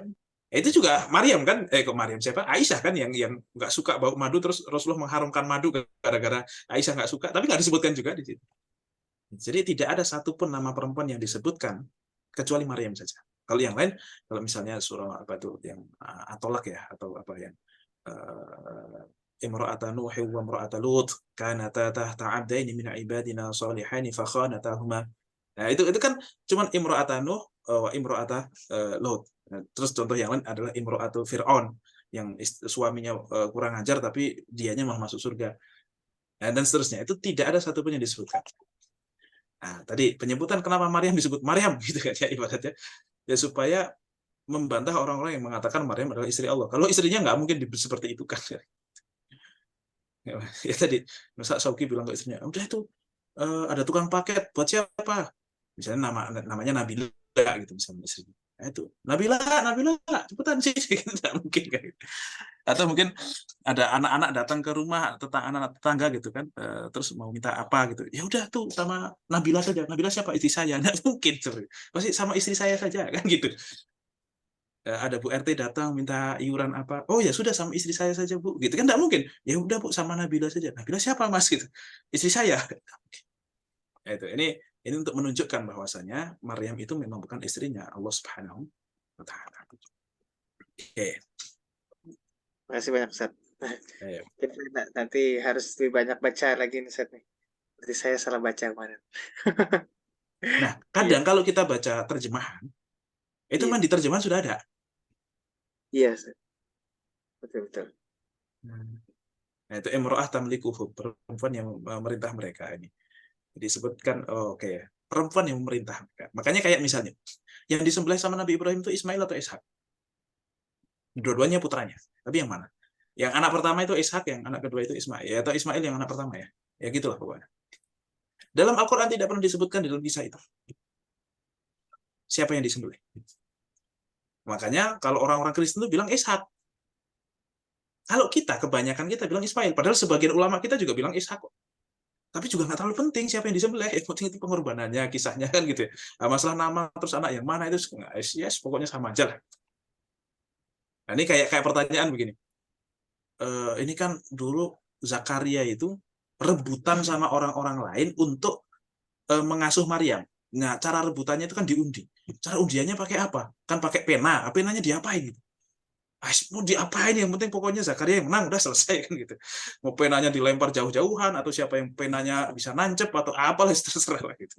Walaupun nanti dalam hadis sih disebutkan entah pena entah tongkat gitu dicemplungin ke kali, ke sungai atau mungkin ke kolam atau ke laut gitu. Siapa yang muncul duluan setelah dicemplungin, itu yang dapat gitu. Nah, tapi kan apakah kita mau pakai cara itu juga kan nggak harus juga ya. Menentukan apa namanya undian kan bisa pakai rolling angka kayak atau apa pakai dadu kayak atau apa bisa ya. Dan itu tidak merupakan sesuatu yang harus seperti itu. Gitu. Ini pertanyaan-pertanyaan yang kadang apa namanya ada beberapa hal yang kadang kita tahu itu ya alhamdulillah, kalau nggak tahu ya udah nggak apa-apa. Secara esensial juga bukan satu hal yang perlu kita cari. Nah, oke, gitu. Ada lagi? Tadi Shoki kayaknya mau resen nggak jadi? Pas resen ngeliat jam udah jam 10 Zat. Oke. Oh ya siap. Oke, mari kita cukupkan. Ini ada yang mau siap-siap S2, mau nunggu pengumuman segala macam. Enggak, Baru maksudnya, bisa tahajud. tapi sebenarnya kepo sih. Nah, nanti aja besok lagi. Besok lagi, oke, siap. Baik, Yang di terima Makassar kasih. di lokasian. Iya, terima kasih. Jam 11 ya. Insyaallah. Oke. Baik, kalau gitu kita cukupkan dulu untuk pertemuan kita kali ini. Sebelumnya saya ucapkan terima kasih banyak jazakallahu khairan kepada Ustadz Akil ya atas pemahaman dan pengajaran di malam hari ini. Mudah-mudahan kita sama-sama bisa memahami dan juga nanti mengaplikasikan ya apa yang disebutkan di kajian di tafsir pertama kita hari ini. Dan selanjutnya insya Allah kita akan sama-sama mendengarkan kembali, bersama-sama mengikuti kembali di pekan depan ya. Insya Allah sama di hari Sabtu malam jam 20.00 sampai jam 10 malam ya. Dan mengingatkan kembali nanti untuk teman-teman yang mungkin belum berinfak gitu ya, itu bisa nyalurkan ke Syauki ya, yang ada di grup gitu teman-teman. Oke, semoga dijaga teman-teman semua keistiqomahannya dan semoga kita sama-sama bisa tetap utuh nih sampai 6 bulan ke depan, insya Allah. Sama-sama kita akhiri dengan membaca hamdalah, alhamdulillahirabbil alamin. Dan juga doa penutup majelis, subhanakallahumma wabihamdika asyhadu an la ilaha illa anta astaghfiruka wa atubu ilaik. Sekian, saya MC mohon undur diri, kurang lebih mohon maaf. Wabillahi taufiq wal hidayah. Wassalamualaikum warahmatullahi wabarakatuh. Waalaikumsalam. Waalaikumsalam. Jazakallah khair, Ustaz. Jazakallah